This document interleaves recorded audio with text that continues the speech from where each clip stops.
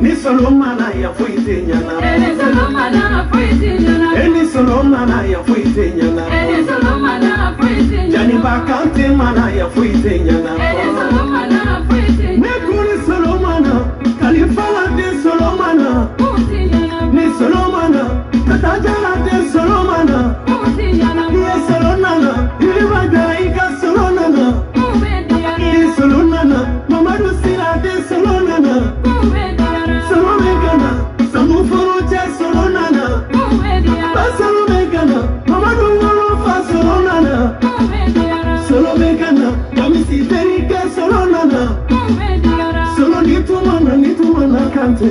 Wallahi antume yana fi.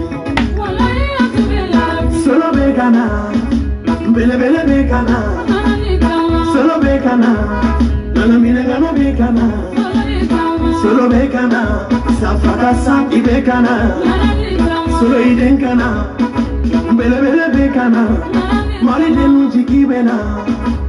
champion bekana. La joie du peuple. Ni tumana antumenya fi Solomana ya fuite nyana. Ni Solomana fuite nyana. Ni Solomana ya fuite nyana. Ni Solomana fuite nyana. Jani bakante mana ya fuite nyana. Ni Solomana fuite nyana. Ibe para mina suniti lela. Solo ibama. Ibe para mina faso de nonye. Solo ekobae. Ameni sori amisori kabala mali endo biko.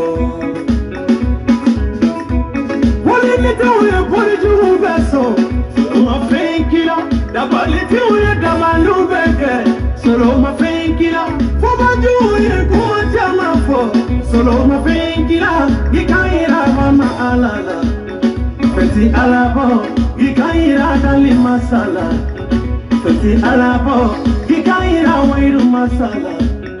Feti alabo, bokunye donye urokela tare, natajara de barala.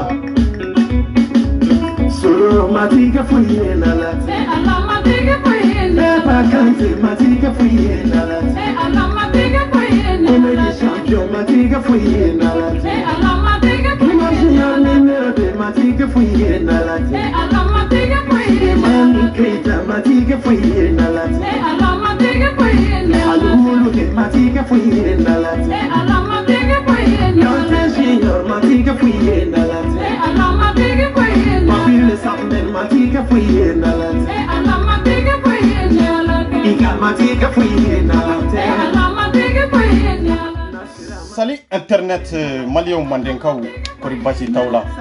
ni basi tawla ala kana basi kambela jelena kawfo ka walmano foli mini dantala tusuru abbal makede do agas 24 ka solda keni ambe nyogombolo dande do anti kartinina depuis bureau kono fo telegram international sanfe kawfo ka walmano foli mini dantala problème de pas non mbeka mfortere ka video ka sanfe non te problème de pas na aussi te bashi aussi te kele lajo aussi te foi trembler ay keri bladro angata ni ala ka je abinyana maliyaw mandenkaw ay krofina mawwele kana mamunu be barala depuis 2009 isigile do kanjume de ka e kala nyini e jume ma chamambe kartinina ko geleya kono ma chamambe degun kono bi asababu ye munde akera daluya jume de kama parce que anka hakilina na anka famille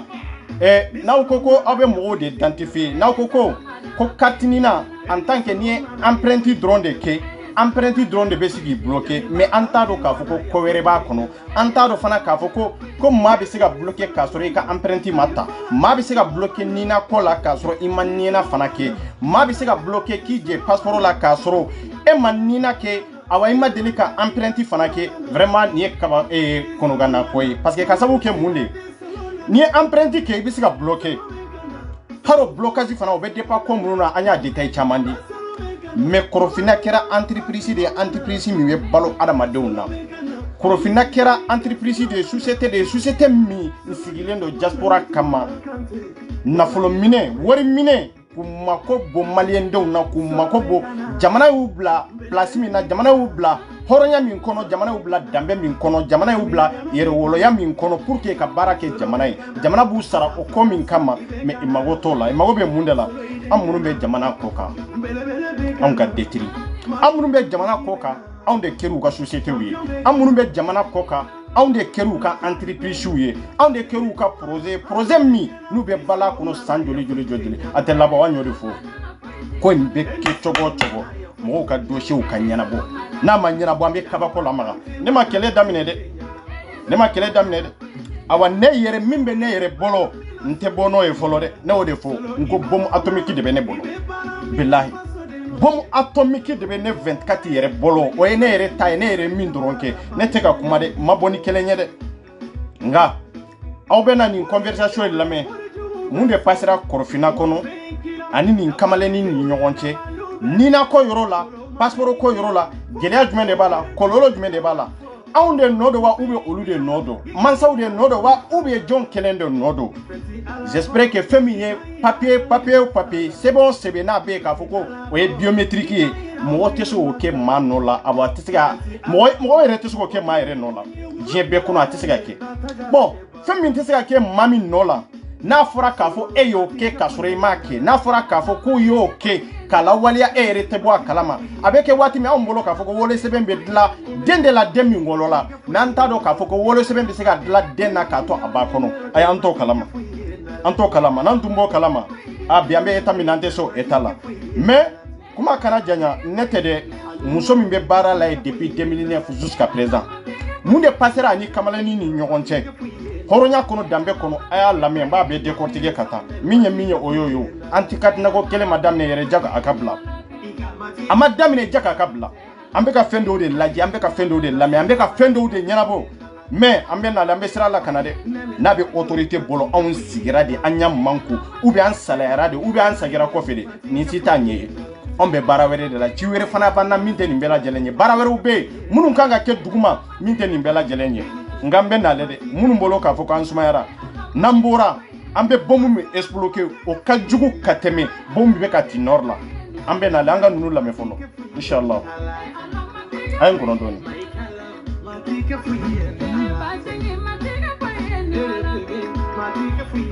Allô? Assalamu alaikum. Bonjour. Bonjour.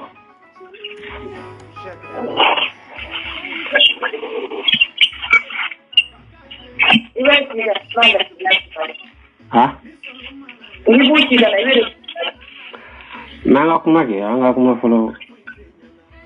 Bon, nanya la jana de ko ko babo.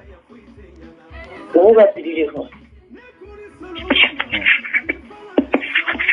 Awa ke jula.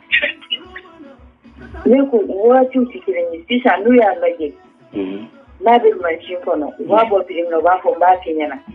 Ni ko ba tidire. Erem ema fone turo ko erebe barake Korofina. Ne be barake avec la. Ne be barake avec la. Il a été là au Korofina. Beautiful. Ok. Depuis 2009, ne be recensement qui. Avec la. Yabam. Ok, sura era ni. Barake, nous be tiraji ke Korofina au Louis. Ambe be nyoko kala. Sura era ni. Aya lamede. Petinin tara ka yirula de aya sura ya yira yan consulat la folo ka foko Cedri ale ma deli ka nina yɛrɛ kɛ a si yɛrɛ mun bɛ kɔnɔ a ma deli ka nina yɛrɛ kɛ puis a ma deli ka nina fana kɛ a ye nina fɔlɔfɔlɔ kɛ Faransi yan de o kɔfɛ yankaw ko non ko hali n'a ma deli ka nina kɛ ko a bɛ machine kɔnɔ déjà a registrelen bɛ machine kɔnɔ ka ban ko a ka nina kɛ ka bɛn n'o si de ye bon o nina bɛ kɛ waati min Petinin tun bɛ yɔrɔ jumɛn fɔlɔ an bɛ se k'a fɔ a ma wɔlɔ a ka kɛ yɛrɛ a wolola mais a tun ma se avec yɛrɛ la i ko Petinin fo a ka empreinte de ta a ka tɛgɛ dɔ machine na ka bɛn ni o si de si min bɛ machine kɔnɔ bon Petinin de kan k'a ka avec programme sisan mɔgɔ ma deli ka avec kɛ n'a ko ko ka taa avec wɛrɛ kɛ aw ye si min bila machine kɔnɔ o bɛ ɲɛnabɔ cogo jumɛn de la sisan o ye de kan bɛɛ cɔrɔ kelen kelen a ye muso in wele muso in ko olu bɛɛ yen de a bɛna a bɛɛ fɔ dɛ a yɛrɛ ka kuma ni tɛmɛna sariya sira fɛ a tɛ ɲɛnabɔ mais ni nana business sira fɛ a bɛ se ka ɲɛnabɔ an ka taa. Fa wele. Bon nya ɲininka quoi. Ngo parce que ne ma deli ka avec ngo me nana kan ta nya avec demande ko nga fichier ma bɔ. Ngo me ngo suro ne barakala do wele ni le barake katina ko nyola. Ngo yo kuma do fo ne ko avec de se taxi ko ka suro me mu ma entraîner. k'a bɛ kɛ wolosɛbɛn de quoi ba ko ma ko awo karavekikɛlaw nana waati min k'ale taara ale du karne de sa ka taga n'a ye voilà k'u ye minnu sera emprunté ta ma k'u y'a olu taw ta quoi ne ko n k'a ye ne ta kɛ ko ale ko ne du karne d'u ma n ko ma irisi d'a ma n ko parce que e ko ko n'u y'a kɛ u bɛ irisinin dɔ de d'i ma n'a tigi kɔrɔbayara n'a mazeriyara a bɛ taa emprunté kɛ ani o irisinin a bɛ photo ta k'a bɛ bɔ ka d'a ma n ko e y'o de fɔ a ye lamɛn dɛ a ko petinin ka taa ko petinin ye araveki kɛ ka kɔrɔ a ko ale ma araveki kɛ ka kɔrɔ bon ko petinin k'a fa ɲininka a y'a fa wele ka ɲininka fa ko non k'u nana waati min ale ye du carnet de ta k'a di araveki kɛlaw ma k'a fɔ ko du carnet filɛ donc a bɛ se ka ne ka recensement kɛ o du carnet in kɔnɔ o y'a sɔrɔ petinin tɛ foyi bɔ a ma se araveki la o mama ko nana minnu taara araveki kɛ ninnu ka yɔrɔ la ye du carnet in de ta ka petinin yɛrɛ recenser a tɛgɛ ma ta a photo ma ta a foyi ma ta ka petinin yɛrɛ recenser ten dɔrɔn ni du carnet ye o kɔlɔlɔ de fɛlɛ ka bi petinin kan sisan ko petinin ye recensement kɛ déjà a ye araveki kɛ ko araveki bɛ machine kɔnɔ k'olu ye resin dɔ di a fa ma k'a ka fa ɲininka a fa kana n'o resin ye n balimaw ne b'aw ɲininka hɔrɔnya kama an bɛ jamana ko de la maa bɛ se ka pièce biométrique kɛ cogo jumɛn de la k'a sɔrɔ i tɛgɛ ma ta est-ce que a bɛ se ka kɛ mɔgɔ ko wa mɔgɔ bɛ se ka kɛ e nɔ la wa mɔgɔ si tɛ se ka k'i nɔ la petinin filɛ nin kɔlɔlɔ de kɔnɔ ta muso ko non ko déjà si min b'ale bolo yan ni jamu min b'a bolo yan ni fa min b'a bolo yan ba min b'a bolo yan date naissance minnu b'a bolo yan ko déjà ko petinin ye recensement kɛ ka ban bon mɔgɔ ye petinin nɛgɛ ko non ko si min b'a bolo yan ko fɔ a ka taa a tɛgɛ da machine kan o si in de kan petinin dun ko non ko ale ka wolo sɛbɛn to ye et puis ale ka wolo date to ye ale ma deli ka araveki kɛ n'ale taara a bolo da o kan o bɛna wolo kɔlɔlɔ wɛrɛ la kɔlɔlɔ wɛrɛ min n'a t'a kalama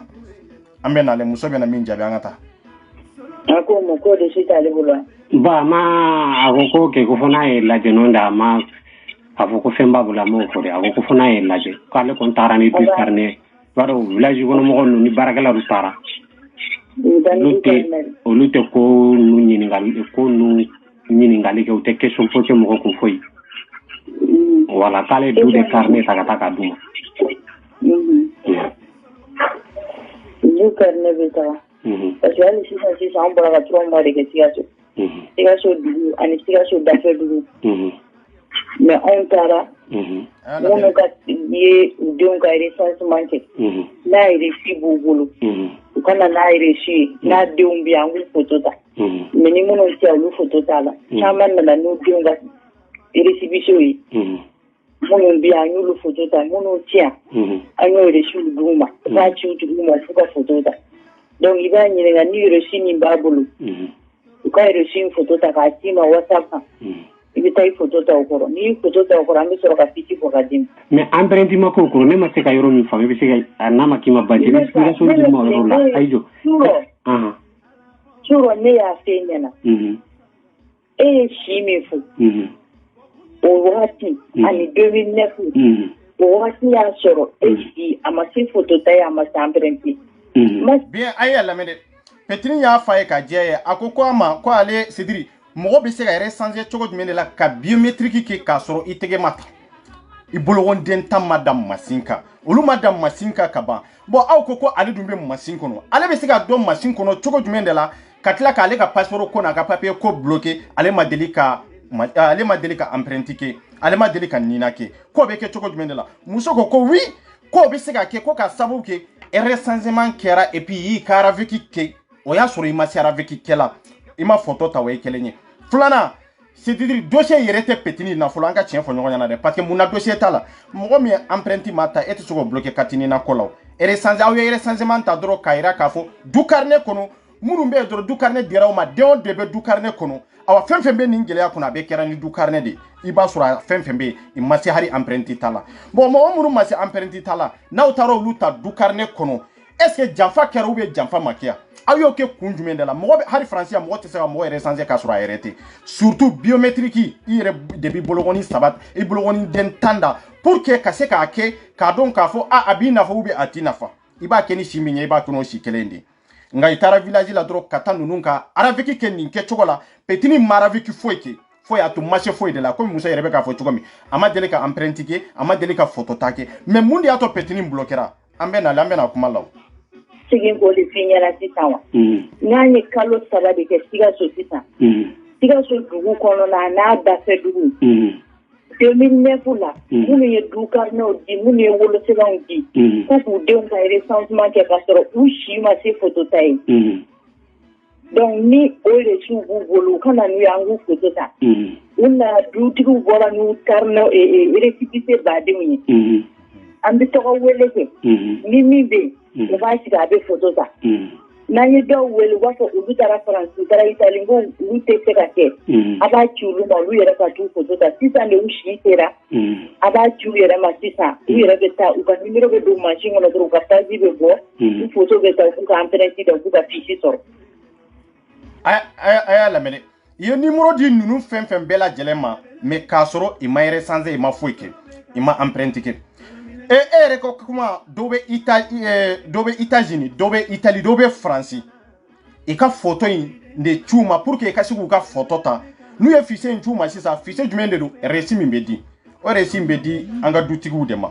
o ya soro esi ere ma se ere taro ere ka fo ko femi nyerebe amfa o beta doro ka tla ka dukarne ta doro ka dauma bo o de nunu de bonyana fo ka takama ni nke chogola imagine ka ravekeke no lu nana domina ka fo ku mago be passeport la a bébé bloqué ni nke chogo ndela ka fo ko no ku de la ka ke ama de ka ke o aw de dossier ta doro ka dossier rempli machine kono mais o dossier rempli ara empreinte ta kono ay dossier rempli aw ya rempli min kama o tigi ere taro ere ka fo ka dossier ere be machine kono aw katla ka fo ere si kelen ka cho tigi ma États-Unis ya o ka cho ma France ya akatla ko o si kelen de cordé awye pour que kaseka nina ke o kan kelen de ka aga bara ke no kan kelen ka o engalondi o mo si tesega mo si cordé ka fo ko ninde ka dossier ka sura amabo yere la gouvernement nyerebe ka minyere ke ni jamfa de nunu ye population jamfa depuis bimase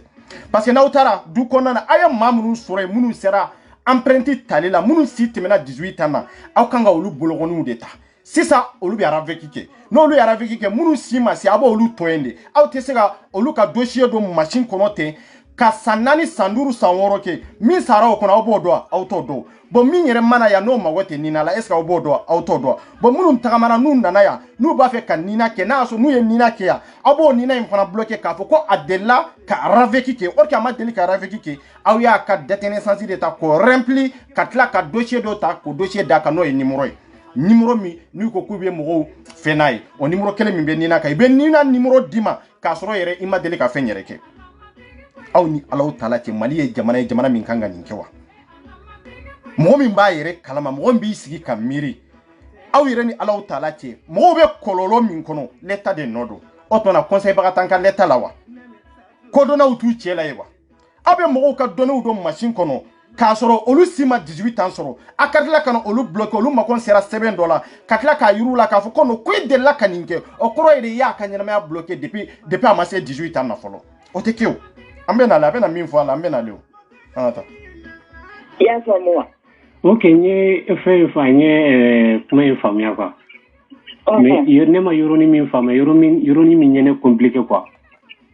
a resirera machine na kaso empreinte ko yoroni ndene compliqué o ya soro insi de masi insi amasi tukutai o nyu fama wai ende santa ni damadola o nyu yoroni santa ani segi santa ni segi o de de santa santa sida ala bele bon mo bi si mase muna na obo bloquer o si mase o ya soro ama santa ni segi soro o kofi o nana ka santa ni segi soro o mako bala bi ka passeport labo o tara tege da masinka wolo sebe min yere ba bolo folo de wolo sebe min yere ba bolo de ale reconnaît beni wolo sebe min doron ayo de takatara veki kenaye iko kono kwa kani fichier manyi kwa ya soro déjà ale araveki ke ka koro ayara veki ke ka koro ni du carnet ka koro bo araveki min kera ka koro atege madame masinka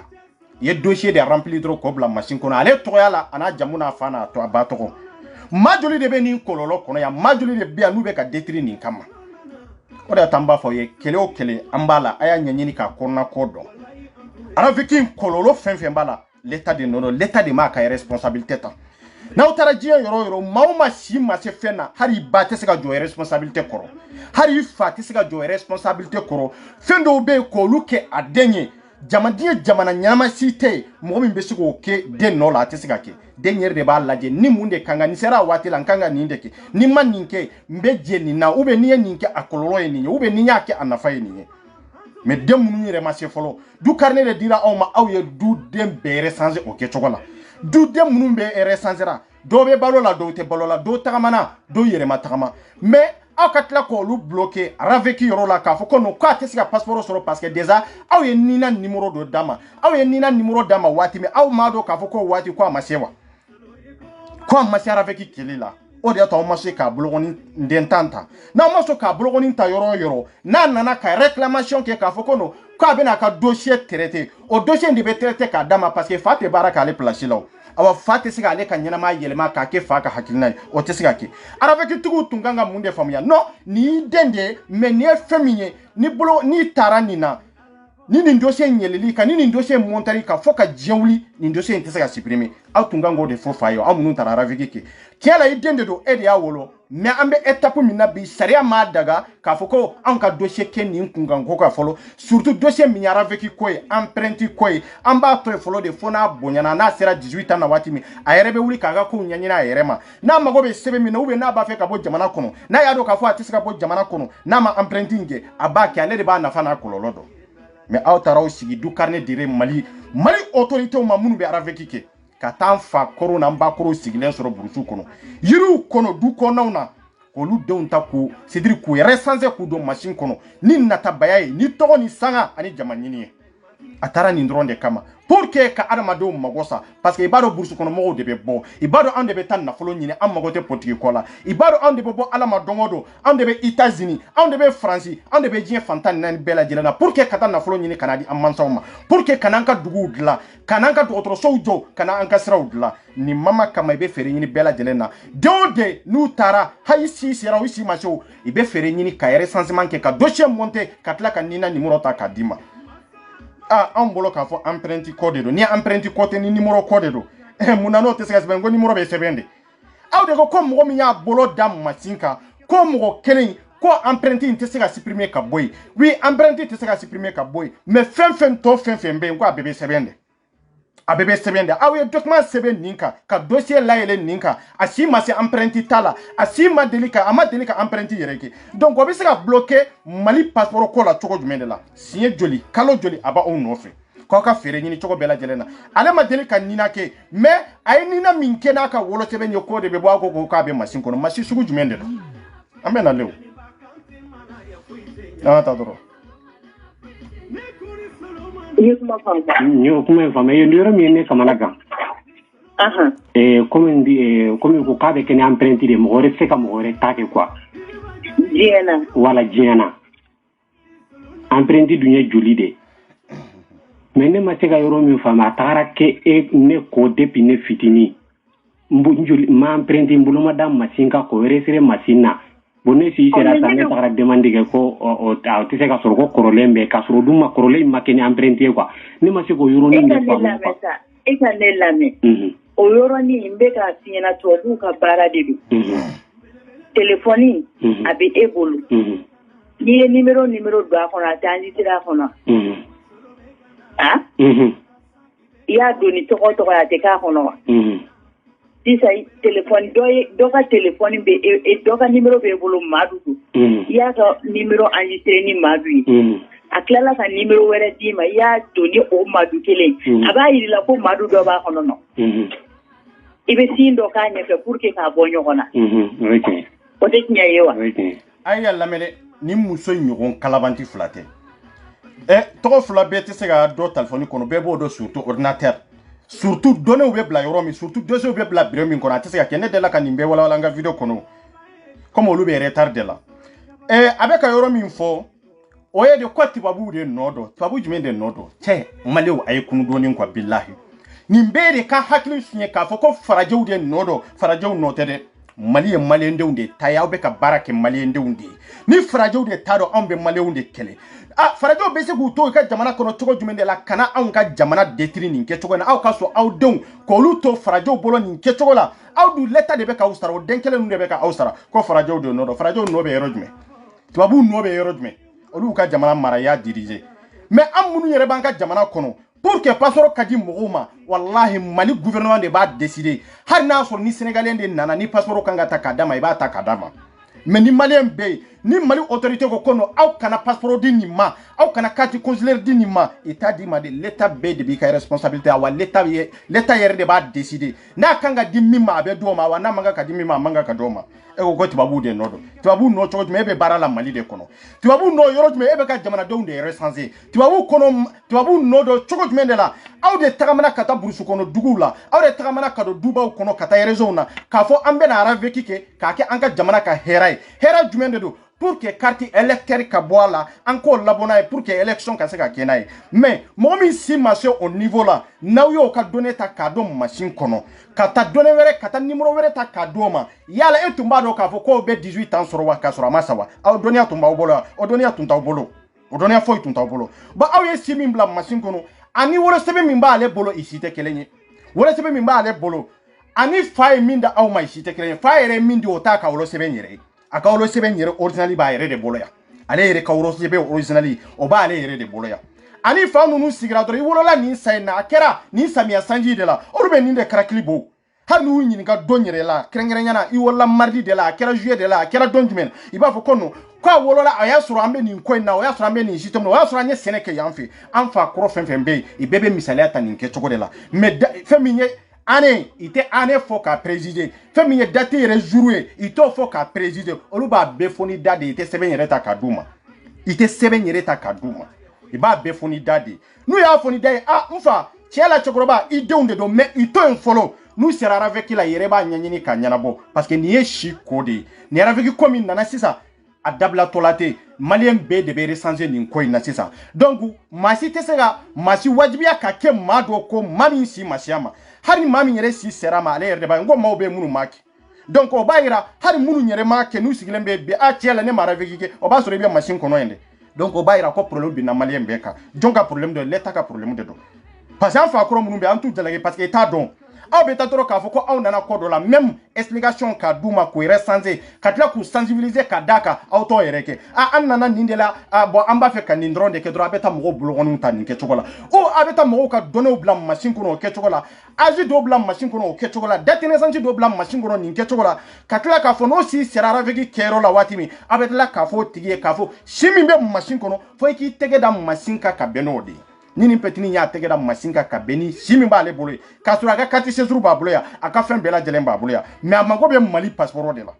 ya bloqué ka fo kono ko parce que quoi ya raveki ke ka koro akwa ma raveki ke ya ménager ka fo ko jagwa ko fa ka raveki de ke to mini jamu mini shimi be machine kono petini ko kwa lete toke parce que ale ma bo ketuma kalama aba obeke watimi ata kalama ata do fana ka fo ko fana bisika ke mo ka donner ka ke nina la kasoro ere sigilente face en face ka itige bologonden tanda masinga ko yengalonde daluyate mali autorité bolo odiato ibisika neka dossier beta katabla e ka empreinte yere sanfe parce que a to bebe CBD no refo ye o te ko dogo tayo nega ordinateur nkono empreinte min ba kono empreinte bela jele ni empreinte min ka kono mbesika donner kemeni koke o empreinte kelenka donner kemeni ko mbesika be bama yele mo empreinte kelenka kan galoni kalabanteni jamfa siri malien de unkama surtout kerengeranyana brusu kono mo munum bebe brusu kono munum beta jamana ko ka kata hera nyine kana na yuka jamana kono mo fle ni kololo de kono majoli de be minta kera du carnet majoli de be minta kera kasoro isi masi majoli de be minta kera kasoro ere ta kalama itaro ere araviki ko ere minye amunu be araviki ke awde kanga nyanyini kado tiero be ngalondo akanga ke be amanga ka ke awde kanga ni nyanyini mais na gouvernement ni nyetugu ni kanka mamunu blala kata ka foko ko lu kata mo do ere sanze olu yere te do be France do be États-Unis o be do yere si masi o te janfaiwa malendo na mawuli kajo fembela na nyinte minda atenya botande nko ni baro kwembe sanze o ijagwadi mo ku ka passeport o soro dro angata donc numéro récépissé mi be dima depuis e fitini ali 606 ni temi wolola nanya ka recensement ke sita abe machine kono fata santani shekin so n'a ye san 18 sɔrɔ n'a taara ka taga kɛ n'a y'a tɛgɛ da mansin b'a yira a kɛra i ye kuma faamu wa i somɔgɔw y'a kɛ wagati a y'a lamɛn a ko hari sisan den min mana wolo n'u y'a ka recensement kɛ recensement ye mun de ye a y'u ɲininka fɔlɔ sa c'est dire mɔgɔw bɛ yen k'u kalanna mais dɔnni t'u la quoi aw bɛ se k'a ka recensement kɛ cogo jumɛn de la ou bien aw bɛ denyɛrɛnin de bolo ta k'a da machine kan wa bon mɔgɔ min n'aw ko k'aw y'o recenser ko n'o taara hari san 100 n'a bonyana n'a taara tɛgɛ da machine kan a machine b'a yira la k'a fɔ ko a kɛra depuis o yɔrɔ la o tɛ janfa ɲɛ depuis o yɔrɔ la o ye janfa ni kalabantiya de depuis o yɔrɔ la l'État ye maliyɛndenw janfa depuis o yɔrɔ la awa l'État yɛrɛ y'a yira k'a fɔ a mago tɛ maliyɛndenw na bɛɛ sigilen don bɛɛ mankunnen don k'a sɔrɔ janfa jugu min n'an b'a kɔnɔ kɔlɔlɔ min b'an b'a kɔnɔ fɛn wɛrɛ tɛ Mali autorité de don ni yɛrɛ tɛ kɛ diɲɛ yɔrɔ si a tɛ kɛ diɲɛ yɔrɔ si denyɛrɛnin fitinin aw k'o recenser avec la surtout biométrique o le sɛbɛn bɛ se ka bɔ a la o bɛ faamu mais aw ka tila ka taa biométrique dilan o togoya la mais o bɛ kɛ cogo jumɛn de la kɛcogo t'o la o a bɛ tagama wa est ce que a mago bɛ se biométrique in na ka taa kala fili wa a bɛna kɛ mun de ale yɛrɛ de b'a lajɛ a ka avenir la fɛn jumɛn de b'a nafa a kan ka métier jumɛn de kɛ a kan ka dɔn fɛn jumɛn de la a bɛ kan ka dɔn politique jumɛn de la a kan ka dɔn taabolo jumɛn de la ale de kan k'o ɲɛɲini mais anw ka jamana bɛ nin kɛcogo la maa si tɛ wuli ka détail di surtout avec ko i ma se ka hari mɔgɔw sensibiliser a kun ye mun de ye i ma se ka mɔgɔw sensibiliser sensibilisation kelen de nana dɔrɔn k'a fɔ ko a bɛ kɛ ka kalafili de kɛ a bɛ kalafili dɔrɔn de préparer o sensibilisation de nana n'o laban nana kɛ kɔlɔlɔ ye maliyɛndenw ka kana mɔgɔw bloquer yo ni mɔgɔw wulila o kama k'a fɔ ko ni na ni passeport ka fara ɲɔgɔn na ngalon de don ngalon tɛ o parce que a ma dabɔ k'a fɔ ko a ka lien passeport la a ma dabɔ nin kama a dabɔra de vote de tun bɛ suɲɛ vote suɲɛli pour que o ka ba jamana kɔnɔ o vote suɲɛli carte électeur bɔra nin dɔrɔn de kama n'o tɛ bɔcogo foyi t'a la kun foyi t'a la a ye ɲininkali kɛ hari direction na bilahi t'a dɔn ko Mali sécurité yɔrɔ jumɛn ni sigi fɛn min ye sécurité ye aw tɛ se k'o tigi ta bada k'a sɔrɔ o tigi ma se a niveau la âge ma se a ma fana aw ye nin petini min ta âge tun ma se a ma aw ka sécurité bɛ yɔrɔ jumɛn n'a sɔrɔ sécurité ko dɔ de jamanadenw yɛrɛ bɛ jamana kɔnɔ yɛrɛ aw tɛ jamanadenw yɛrɛ hakɛ dɔ ye kelen ye filanan ye ma lakana yɛrɛ sabanan yɛrɛ santé yɛrɛ tɛ yɛrɛ bɛɛ bɛ balo yɛrɛ de la bɛɛ bɛ baara k'i yɛrɛ de la aw t'o ɲɛnabɔ fɔlɔ yanni aw ka taa mɔgɔw ka dossier mɔgɔw ka ɲɛnamaya dɔ bɔgɔ la nin ye de ka maa ka ɲɛnamaya détruire k'a sɔrɔ i si ma se fɔlɔ e bolo i bɛna kɛ min ye e bolo i bɛna min ɲɛɲini i b'i ka ɲɛnamaya détruire nin kɛcogo de la aw ye minnu ka empreintes ta aw ye minnu ka dossiers remplir nin kɛcogo la i ka passeport sɔrɔ dɛ n y'o de fɔ dɛ min bɛ ne bolo ne ta ka jugu ni ninnu ta ye bilahi parce que ne ni minnu kumana olu ye maa sugu minnu ye jamana kɔnɔ maliyɛn bɛɛ b'a dɔn kelen kelen maliyɛnw ka danaya b'u kan i ka hɔrɔnya b'u kan mais n b'u lebu dɛ aw kana siga fewu an ka taa dɔrɔn an ka nin petini ka k'a lamɛn dɔrɔn an ka taa i si kuma se donc i mago mana jɔ a la san o san a b'a kɔnɔ ne y'o de f'i ɲɛna ne yɛrɛ denw ne woloden ta 3 ne y'a kɛ a reçu bɛ ne bolo mais n b'a kɛ 2009 don min u si ma se photo ta ye u si ma se empreinte ye donc n'u siw sera sisan bon ale yɛrɛ wolodenw ta ale yɛrɛ ka kuma alo ye kɛ est ce que kodɔnna yɛrɛ de don wa ale kan ka fɛn min ye biométrique ye sisan an bɛ waati min na komi bi biométrique bɛ kɛ diɲɛ yɔrɔ o yɔrɔ mɔgɔ tɛ se k'a k'i den nɔ la walahi mɔgɔ o mɔgɔ tɛ se k'a k'i dɔn nɔ la a ye ɲininkali kɛ faransi yan dɛ a tɛ se k'a kɛ e taara i denw ta kɛ kun jumɛn de la komi ale yɛrɛ ka kuma ale yɛrɛ b'a nimisa kɔnɔ an ka taa a bɛna kuma n'a ye o ne bɛ reçu bɔ ka d'u ma u bɛ taa photo ta ka empreinte da mais ni ne ma reçu bɔ ka d'u ma n'u taar'u sigi k'a kɛ machine b'a a yira dɔ bɛ a bɛ dɔ in bloqué de parce que dɔ bɛ machine kɔnɔ ka ban e fa dɔ a y'a lamɛn dɛ mɔgɔ min ma empreinte ta ni machine y'a yira k'a fɔ ko dɔ bɛ yen depuis yɔrɔ la janfa nana depuis yɔrɔ la janfa nana parce que e bɛna empreinte dɔrɔn de kɛ ou bien e empreinte tun taara ou bien i bɛ siran o conséquence de kɔrɔ k'a fɔ ko i si tun ma se mais an tun y'i ka empreinte ta n'a y'a sɔrɔ i bɛ siran o conséquence de kɔrɔ i bɛ se k'a fɔ an tun m'i ka empreinte ta mais ne tun ka empreinte fana ma ta e ka t'i sigi machine na ka empreinte kelen kɛ o ka tila ka yira k'a fɔ ko a bɛ yen e ma deli ka empreinte kɛ mais o bɛ se ka kɛ cogo jumɛn de la maliyɛnw a ye nin yɔrɔ ye analyse bɔ kosɛbɛ dɛ e ma deli ka i bolokɔni da ni e taara i bolokɔni da don min na i b'a fɔ ko a bɛ yen depuis yɔrɔ la janfa bɛ yen janfa de sirila mɔgɔw kama aw ye dossier de monter mɔgɔw kama mɔgɔ minnu aw t'u fa dɔn aw t'u ba dɔn aw t'a dɔn i bɛ balo wa i tɛ balo i bɛ tagama i tɛ tagama i mago bɛ mun de la avenir laban ye mun de ye i ka ɲɛnamaya laban ye mun de ye aw t'o dɔn aw bɛ taa dossier monter dossier de montera ni dossier montera est ce que à vrai dire a tigi y'a bolokɔni da a m'a da n'a m'a da aw de bɛ ngalon kɔnɔ aw de bɛ janfan kɔnɔ aw de ye janfan siri mɔgɔ min ma deli ka empreinte kɛ n'e taara empreinte kɛ n'u ko ko a b'a kɔnɔ on ɲininkali kɛ kosɛbɛ dɛ l'état bɛ kungo sɔrɔ depuis nin yɔrɔ fana la quoi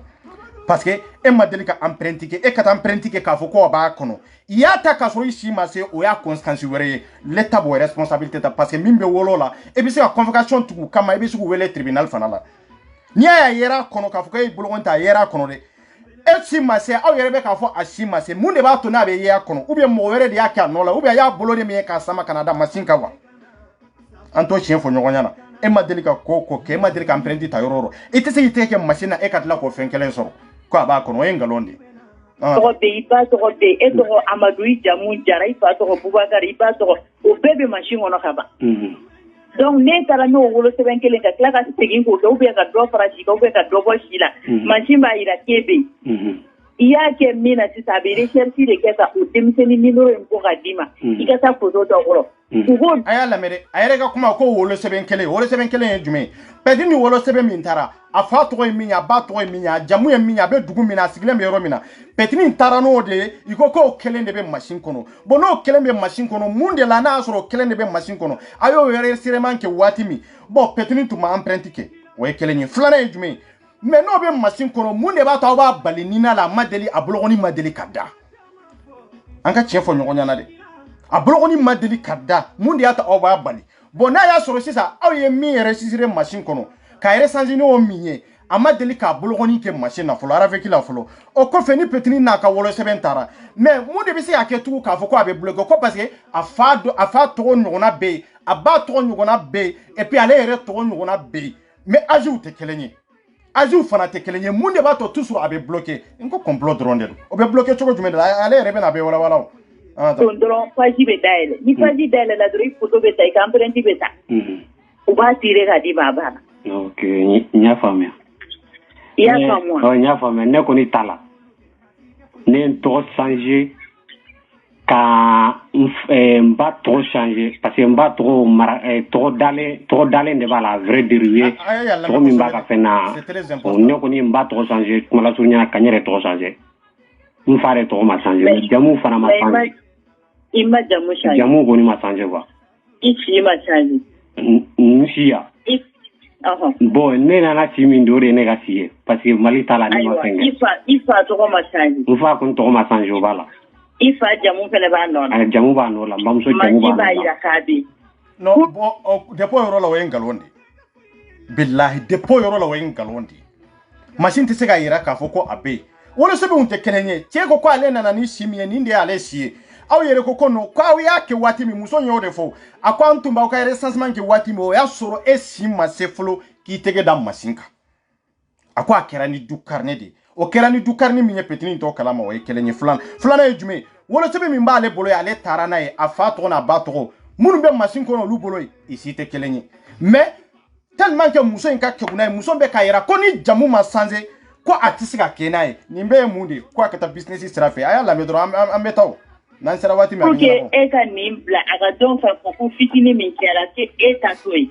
N'i y'i fa i tɔgɔ changer k'i jamu changer k'i fa tɔgɔ changer k'a jamu changer k'i ba tɔgɔ changer k'a jamu changer k'i yɛrɛ si changer o kɔrɔ i kɛra mɔgɔ wɛrɛ de ye sisan.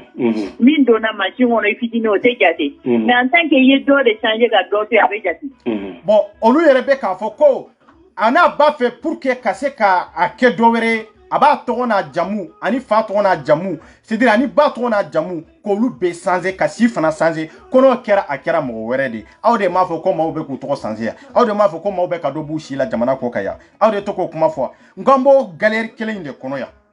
bon n'a y'o kɛ sisan ka taa n'a ye tugun k'a bolo da machine kan aw b'a yira a la k'a fɔ ko non ko nin t'i tɔgɔ ye nin t'i jamu ye aw wa nin t'i ka dossier ye tugun sisan e bɛ mun de kɛ sisan wari de bɛna minɛ e la e kɛra entreprise ye sisan e kɛra banque mondiale de ye i b'a fɔ sisan i tɛ se ka taa sariya sira fɛ parce que n'i taara sariya sira fɛ sariya tɛ sɔn k'a ɲɛnabɔ e dun sigilen don sariya kama e bɛ tila ka na o idée di denmisɛnnin ma oui an tun ye nin kɛ ka kɔrɔ mais n'i b'a fɛ ka yɛlɛma min k'a kɔnɔ taille qui trop sans qui fa trop sans qui bat trop sans no kera ni nana ni machine a bloqué on be se ka fere ni ka retirer wori mi kanga sara iko sara o ba ira ka fo wori fen be dauma aw be fen 600 aw be fen 300 aw be fen ka dossier labo ka di o teta trésor kono o ire ka l'état jamfara population jamfara munde be sisa aw be ka balo adama don na kini ke choko de la masi taro asushi e mundi asushi te fere John de be bara la korofine John de be machine kunai olu sigilon ambe ka bara ke l'état kama mais entreprise mi be krefe l'état to kalama har ni l'état ba kalama e bela jelen farla ka business kelen de traité malien de unkunka no e ni business yi aka do ba usila ayoro bo idée du mogoma pour que ika ke mo wéré ni kera mo wéré wala ika fichier be soro be se ki ga passeport soro mais est ce que mo de bloquer aka données personnelles ka aka données spéciales ka aka données normales ka katla ka fo ko kata to wéré ni jamu wéré ta pour que kanano e aka se ka fen soro la o be se ka ke to mela ka soro ama empreinte ta ambo jamfa no kololo de kono nun sigren de korofina jamfa kalabantia kamale ndo interete ni ke chokola olu betla ka fo male ndo nyana tu ka foko comme ma ye dobo asila comme ma ye do tike ka bo asila ko i ka donner te corriger aya aw munun sigilen be aw de te barake non te male ndo munun be jamana ko ka an ka donner be corriger an ka donner correction be ke donner munun sera korofina a correction keli ya bolo wajibi de har musalaha taala parce que aka jamfa chama de be malendo ba kololo kono folo de pa utara mo yere sanse ka so ima empreinte ke no lu si sera empreinte ke yoro la wati me oba ira ka fo kono ko i ka donner ba kono ka teme ko si kele ko be empreinte ko de ka obeke jinye jamana jumede la ateke jinye jamana sila ora to ne ba fo malendo nya kunu na ma kunu abe kawla billahi donner fen mo fen be ni kibari ya kono jinye kono mali kungan ko la ko ite passeport soro ite ni na soro femeretere wallahi korofina yere ka jamfa de do korofina yere ka jamfa de do mais muna nyemo baw yere te bo akalama ibe bo akalama ke mais har nu bora akalama olu be kuma min fo nyemo baw ye nyemo baw dale morela e non te ne borani motar wan domina motar wan boraka déclaration ke teleni arajola ne tara muso nyininga asusi be yoromina ne borana e muso yere munde fo akoko ne balmake akoni ministre utara France ou be nu tara Italie ako ibe wolo sebe unde ta kana no e Guinée uni Ivoire uni jamana were wolo sebe uni kana nu ye kana olu ere sanze nu ye olu ere sanze kabandro passeport be di olu de manina be ta kadi olu de ma me ba sur malendo be su France kono ay to video la jeke ngankam anga dipto kabara de do anga ministre fen bia i kabara de do ministre des affaires étrangères i be kabara de do premier ministre i be kabara de do iba sur wolo sebe chama jamana were wolo sebe chama de tonembia na tonembe na le na dro abe valisi fa katana e na tara mali kono ibolu de la baraka ira ka foko malende unde do or que malende vrai muso e mi fode ko malende vrai itena soro munde ado itena soro ase malende makunu ka benu ka hake nyini yo folo be sigilo do be man kunendo e bolo e malende nyete malende nyo angata pati fa to ba ndola i ba jamu ba ndola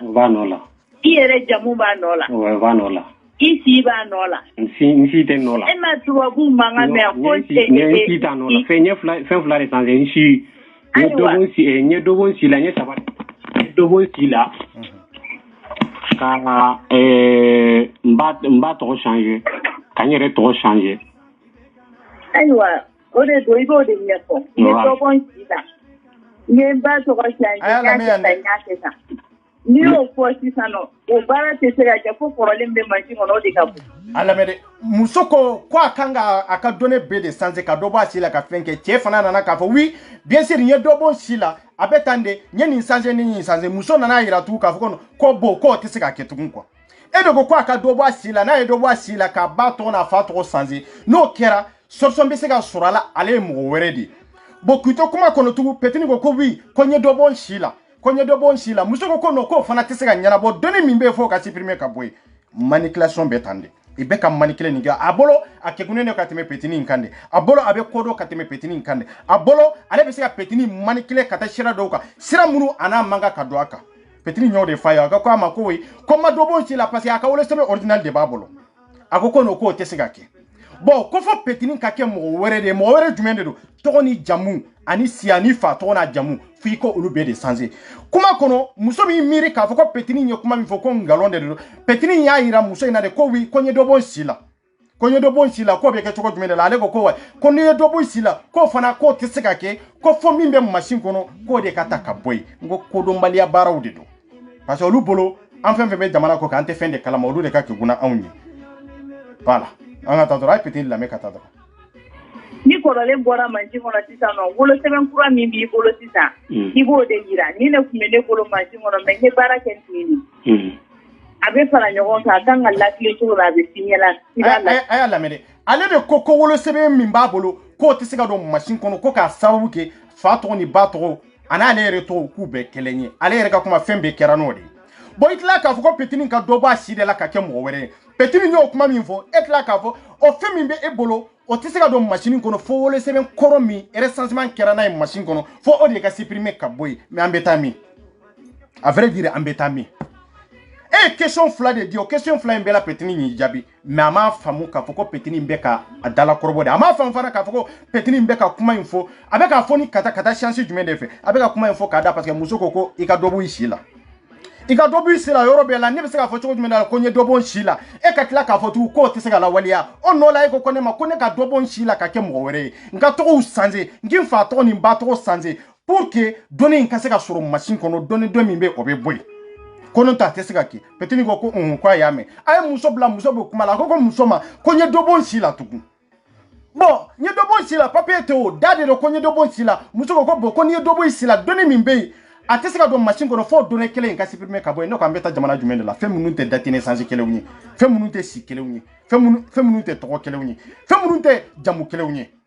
hali ni chiffre kelen de manquera a kɔnɔ hali n'a y'a sɔrɔ petini ka date naissance bɛɛ ka kɛ kelen ye chiffre kelen dɔrɔn ka manquer ba tɔgɔ la ou bien fa tɔgɔ la ka n'i yɛrɛ sigi a bɛ don machine kɔnɔ de kana siga o la yɛrɛ a bɛ don machine kɔnɔ bon chiffre joli de bɔra a la e ko k'a ka chiffre de bɔ a la ale ko min b'aw bolo o t'ale ta ye e ko min b'ale bolo fo a k'o de bila ka tila ka wolosɛbɛn kura labɔ wolosɛbɛn min fa tɔgɔ o ka changer ba tɔgɔ ka changer awa ba jamu ni fa jamu ka changer ale yɛrɛ tɔgɔ ka changer a jamu ka changer a si ka changer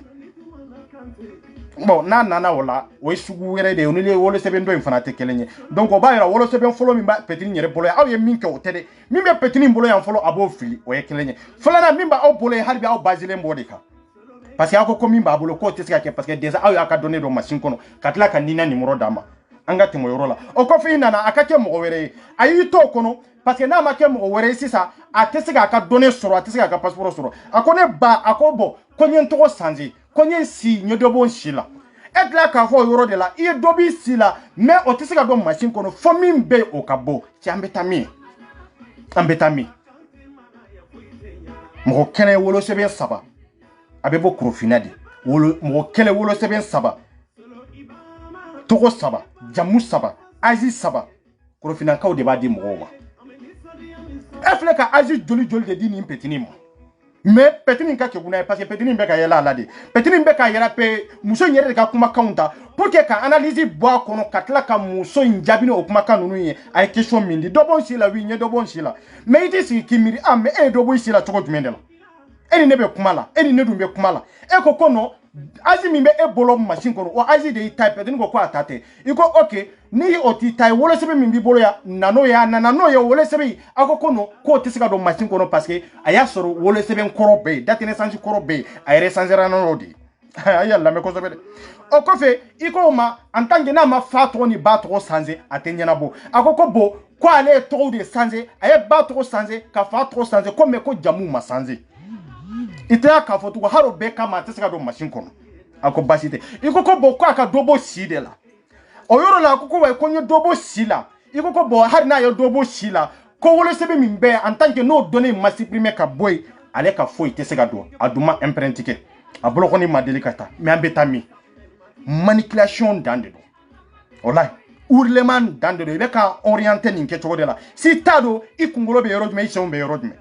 o de y'a to maa dɔw b'u sigi k'olu yɛrɛ t'a dɔn nin source bɛ yɔrɔ min source wɛrɛ t'a la dɛ Korofina kɔnɔna de don source wɛrɛ t'a la faama minnu bɛɛ ye i ka entreprise de créer filɛ nin ye diaspora kan source wɛrɛ t'a la dɛ olu minnu bɛ baara la Korofina ye i bɛ k'u ka duw san ni wari de la i bɛ ka maliyɛn dɔw manipuler jamana kɔ kan nin kɛcogo la parce que an bɛ jamana kɔ kan n'an y'a kɛ tan an tɛ se k'a lawuli o ye de minnu tɛ se k'a lawuli olu b'u damana de minnu hakilina ka dɔgɔ ani minnu miiri yɔrɔ man jan olu de tɛ se k'a lawuli ani minnu bɛ siran mais anw ɲɛ bɛ ko in kɛcogo la petini in ka nin dɔrɔn bɛ wasa e y'aw de wolosɛbɛn 3 bɔ nin na sisan yɔrɔnin kelen ka tila ka tɔgɔ 3 d'a ma ka tila ka fa tɔgɔ 3 d'a ma ba tɔgɔ 3 d'a ma jamu tɔgɔ 3 d'a ma âge tɔgɔ 3 d'a ma date naissance tɔgɔ 3 d'a ma cɛ an bɛ taa min ambetami malien do ante tien fo nyogonyana ambetami mu leta suku de ba ankuna anka tien fo nyogonyana de ni bebe ka ke papier seben kelen ronde kama sebe mi nyara ni madeli ka ke donc munu nyake du olube munde fo munu nyake olube munde fo angata ya fam ali sura awo en tant que pour les ma boy c'est la pour que be bloguer voilà ningera ne bolo ne ta donné veni la kali mo ye la kali chogo minna ko ni kelen te bede don ni do te munu be kene pour la ka mais ayala mele akoko nin kelente ko bede do ngalon tala be fana de do me be ya soro chogo jumendela be jigina ko lo kono chogo jumendela awde do o barakela munu sigilembe awde no do bebo toro de kuna bebo nyani de kuna ya awe do yere ka empreinte yere ta o ya soro fitini yere mabo akalama o be sika réclamation ke kaira ka foko atate aw tara dossier de monter ma do ka o ya soro ici masi ayuka empreinte ta ku ka date naissance ta ayo do ka photo ta 2009 kano do machine kono kaira ka foko ya empreinte ke ka koro o wati o mama o ya soro ate foibo asi masiama ma tesigi ba fa bolo atesigi baba bolo ale yere ta do yere be ka fenna son jumendeke anyabe mo la ninke choko de la awde no do amunu ya aravekike obeta kololo bi jondeka nimi ngulela munu nye dobu sila ko lute mo nyana ma yo ko lu be gele were de kono olu de gele al nyini ka lasu yerema na so olu de gele nyini ka lasu yerema muso bora ka min fo sisa wolo sebe saba mo kele ako detail dama pour que akasugo labo o saba imbela gele to be ka ke sanze jamu be ka sanze shiu be ka sanze me obela ko atese ka do machine kono mimbe fo ka boy nko yede ko wori kana ante chien fo nyogonyana ambetami maintenant be fara nyogona jalu bo mambalma amada minede be korofina kono angata era foto be teju soro ni patewe aw minu ma bara law yalaw maw ye aw ye mo la donia la ka fo ka be kan ni mingi ka mo ka document ko ni fleni ka smatu de dans la petite ligne pour baraina les re nyere de santé ikloben kanawa les re de santé si sanga bara ko nana to be fonction publique ni na wakati mina anala geleya wa so ne nyere de santé ka ban dona manti kono mi nota ani mbeta diplôme ni ni mi ko ka kelente donc ne re bloquer la o da danya o kuma nyen galonde ama bloquer de ni mbede kada ini hakili che ka fo kwa nyona kera nela bon ni e bloquer la munde ba to e ba fo ko mo were kana business sira fe e ko tanya na bo amalende o horonya ikelendronde mbake ka modo hakili suye mbake ka fen soro nai mbake kimmandia mo ye ka fo har ne yere mi ba barala ko ne bloquer lende do bon na aw bloquer lendo ni nke chokola munde ya to aw fana be mo were uta la bo business la obesi ka ke choko jumenda la o ngalonde o ko ngalonde bon no yo ni fo hakili suru mununye ne yere bloquer lemba kono parce que ne ba bara kono mais aw tabisi ka bo business la bon ni tabisi ka bo business la muna ere tege mi be machine itisi ka donner yelema pour quelle raison donner fin be me ga machine kono ya ne de ya do akono ne be se ga yelema muna atisi ka yelema abisi ka yelema ni nye de ka hakili sunye ka petini hakili sunye petini dunya famia no we ngalonde yo angata mais ku be ga mo ta changer quoi. Bon, nta no madame no ne be mo flado ne tonton nyata changer o yara veki o ka fichier o ka carte yere babolo o ka dépasser lu ta ke 2009 ale a carte babolo fichier de matériel ale a carte babolo nana franci ka si wolo yoro no amolu ko ni changer machine ay dobo sina ni be do anana wakati do be me pe ka mi finyana wakati do be ambi do bo shila wakati do be o be yurugu sirawde no te ni tra voie légal ta tetem iko ben kana juma tetem ayala mene c'est très important akoko ko abekeni yurugu sirade mais ni tra voie légal fait quoi te passer voie légal est jume we kata orufe publiquement l'état kaira ka foko do comme mamunu ya dobu sila ku ka corriger koni taro srefe ko atenyanabo obesiga nyanabo ka auto business la krefe wa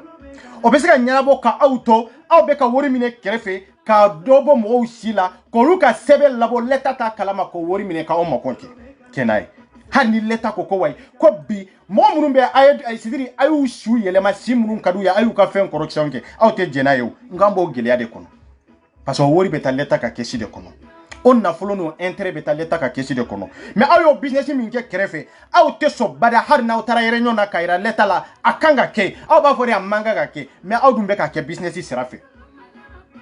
abeka ke business sira de fe ma joli de be ni wori sira korofina ni ka agite corriger ma joli de be or que problème be leta de do kera muso ye do kera chewye do farla do sika ye do bo do shire la ante chien fo nyogonyana business sira la abe arranger mais n'entra voie légale fait atenya na bo mali e munjana ma en jamana yi nko loi tara malien de keleundi loi tara onde sera be kata on malien de keleundi na mata voie légale fait ambeta yorodume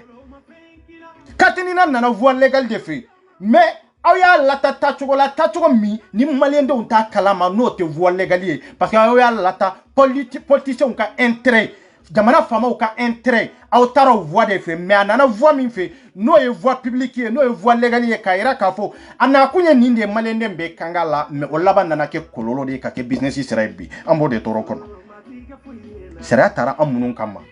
mais sera itata sera sera fe mali sebe na de fo ikata business de fait o ba yera munun ba barala an kana ta sera sera fe parce que nan tara sera sera fe ota an orange mais business sera la abenya bo donc lu ba labo business sera de la e bolo be bara kono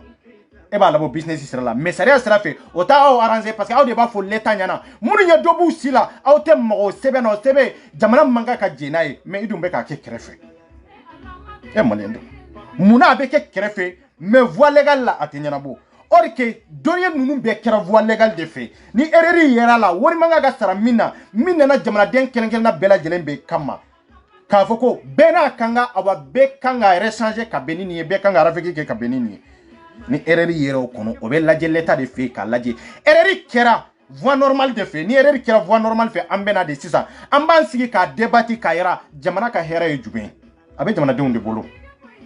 nga munu be korofina magote ni na munu be korofina nu be barake olu ba ke business de la ka fen sura kono me voie légale olu de be l'état attaquer kaira l'état la non ante se ka ta voie légale fi or que wolo sebe koronunu aw de be wolo sebe labo mogola aw de be shidi mogoma aw de be wolo sebe sabalabo mogoma aw de be to sabadi mogoma aw de be aziz sabadi mogoma aw de be fa sabadi mogoma aw de be ba sabadi mogoma jamu sabadi mogoma ambetami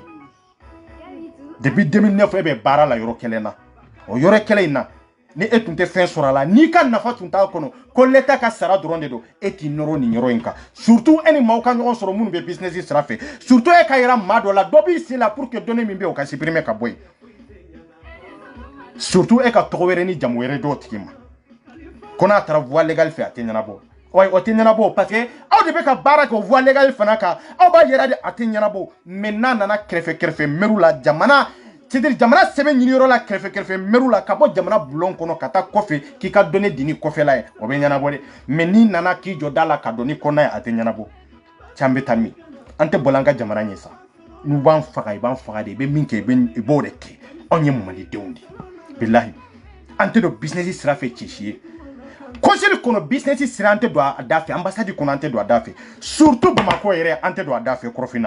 Krofina sigilon de ni baji dronde ika baji bede pour que donner munu tara correction te sega ke munu yo dobu sira correction te sega ke or que olu de ba nya amerikandi mo olu de be obla o sera kelen ka pour que har na so ika voie normale be ika donner normale be ne o donner iba fo ki ko toy pour que ikana business sera fait en cas ki deme jamana mi masega don deme voie normale ka no tara business sera fait est-ce que jamana be est-ce que diriza yere bo jamana lawa est-ce que jamana don yere hakilu bu yere lawa est-ce que jamana don yere bu ka avenir yere do wa est-ce que bu ka avantage yere do wa jamana nyamo be itaro jamana avantage ye minye amunum fana be antaro jamana yere avantage ye minye bebe ni kololo kelen de kunu si taro akumbe yoromi akumbe krofinade problème yo krofinade parce que olu de be mo wele ka fo dobi sila wole seben sabanani e be sugi proposer la to sabani nani no tigi tourner la ka fo ko avec ta voie normale fait aba fo ko no ko ateke mais ateke voie normale fait mais business la avec mundi atona avec anko chi fo nyogo nyana munu ye dobu sila ko azibe munu mbolo ya billahi ka problème be régler parce que no de fo ni akrofina taye juzo ye wole seben mundidu ni korofina taye avocat e wolo sebe min demasi kedu ni korofina taye meri minya ka scientifique ke wolo sebe na douane zizi ngo l'état de l'état ka la sigi don de l'état ka barakela o de nous bela jelen be kanga saisi mais wolo seben dira munuma l'état de ya di mamu yo ko barake mamu yo gouvernement jamfa ka ruru ke jamana sebena olu de kanga saisi no ezizini mairie no e avocat no e mamu be ka barake korofina bi lien public la katla ka yira ka fo tiela malende munu be jamana ko ka itonyono de ni ka tono fo e kana business de sirafe mais na tara voie légal fe atinyana bo mali be teri jumende ka ambe plan de jumende kono ambe mondu jumende kono muso te kunu chewte kunu abe ka nyanyini yoro mini shite a sourci bora yoro mire a sourci ninde santani ko be baraka yoro kelena santani ko kono e ma joli de tad la business la mo kelente mo flate mo sabate nga mawma te teme voie normal fe no ba ta soro mama te teme voie légal fe ko ba ta soro anga jamana mu jamana faso ni kora tawnyana awde tay maliye kateme anka kora tawnyana kodon do de ba awla jamana kono kateme an toka o hingalonde o billahi anata ni tara voie légal fe ate teme mais ni taru ka yurugu sira nunu fe uba ke ubika fichi tire ubika passeport bogadima ekuma fa moi aya la mere voie légale la mate passeport soro voie légale la itenina soro voie légale la harna soro ikanina kani ita soro ko foi kata yurugu sira refe ninde mali ba mali ba modbo keta mali min tambolo sunjata nunye mali min tambolo mali min yambela jelen jigi ambe wolola mali kele min kono ambe be kuleni mali kele min wolu ka barakela wolu ka baray ni mun be barake l'état kono mun be barake jamana don kama ko voie légale te marché ko fanga ta business sirafi e mali ndew ni ko ambe ke choko jumende la vrai dire am ye jamana jumende dewni be dalendo mali kono aw dombe tonyola ya machite kuma chite kuma musote kuma aw dum bado nimbe mali kono adum bado ni yurugu mbe soro yoromi ode ya baje no e korofina e muso be ni nke chokola chobe ni nke chokola ibe ka ode un detri ya chite kuma musote kuma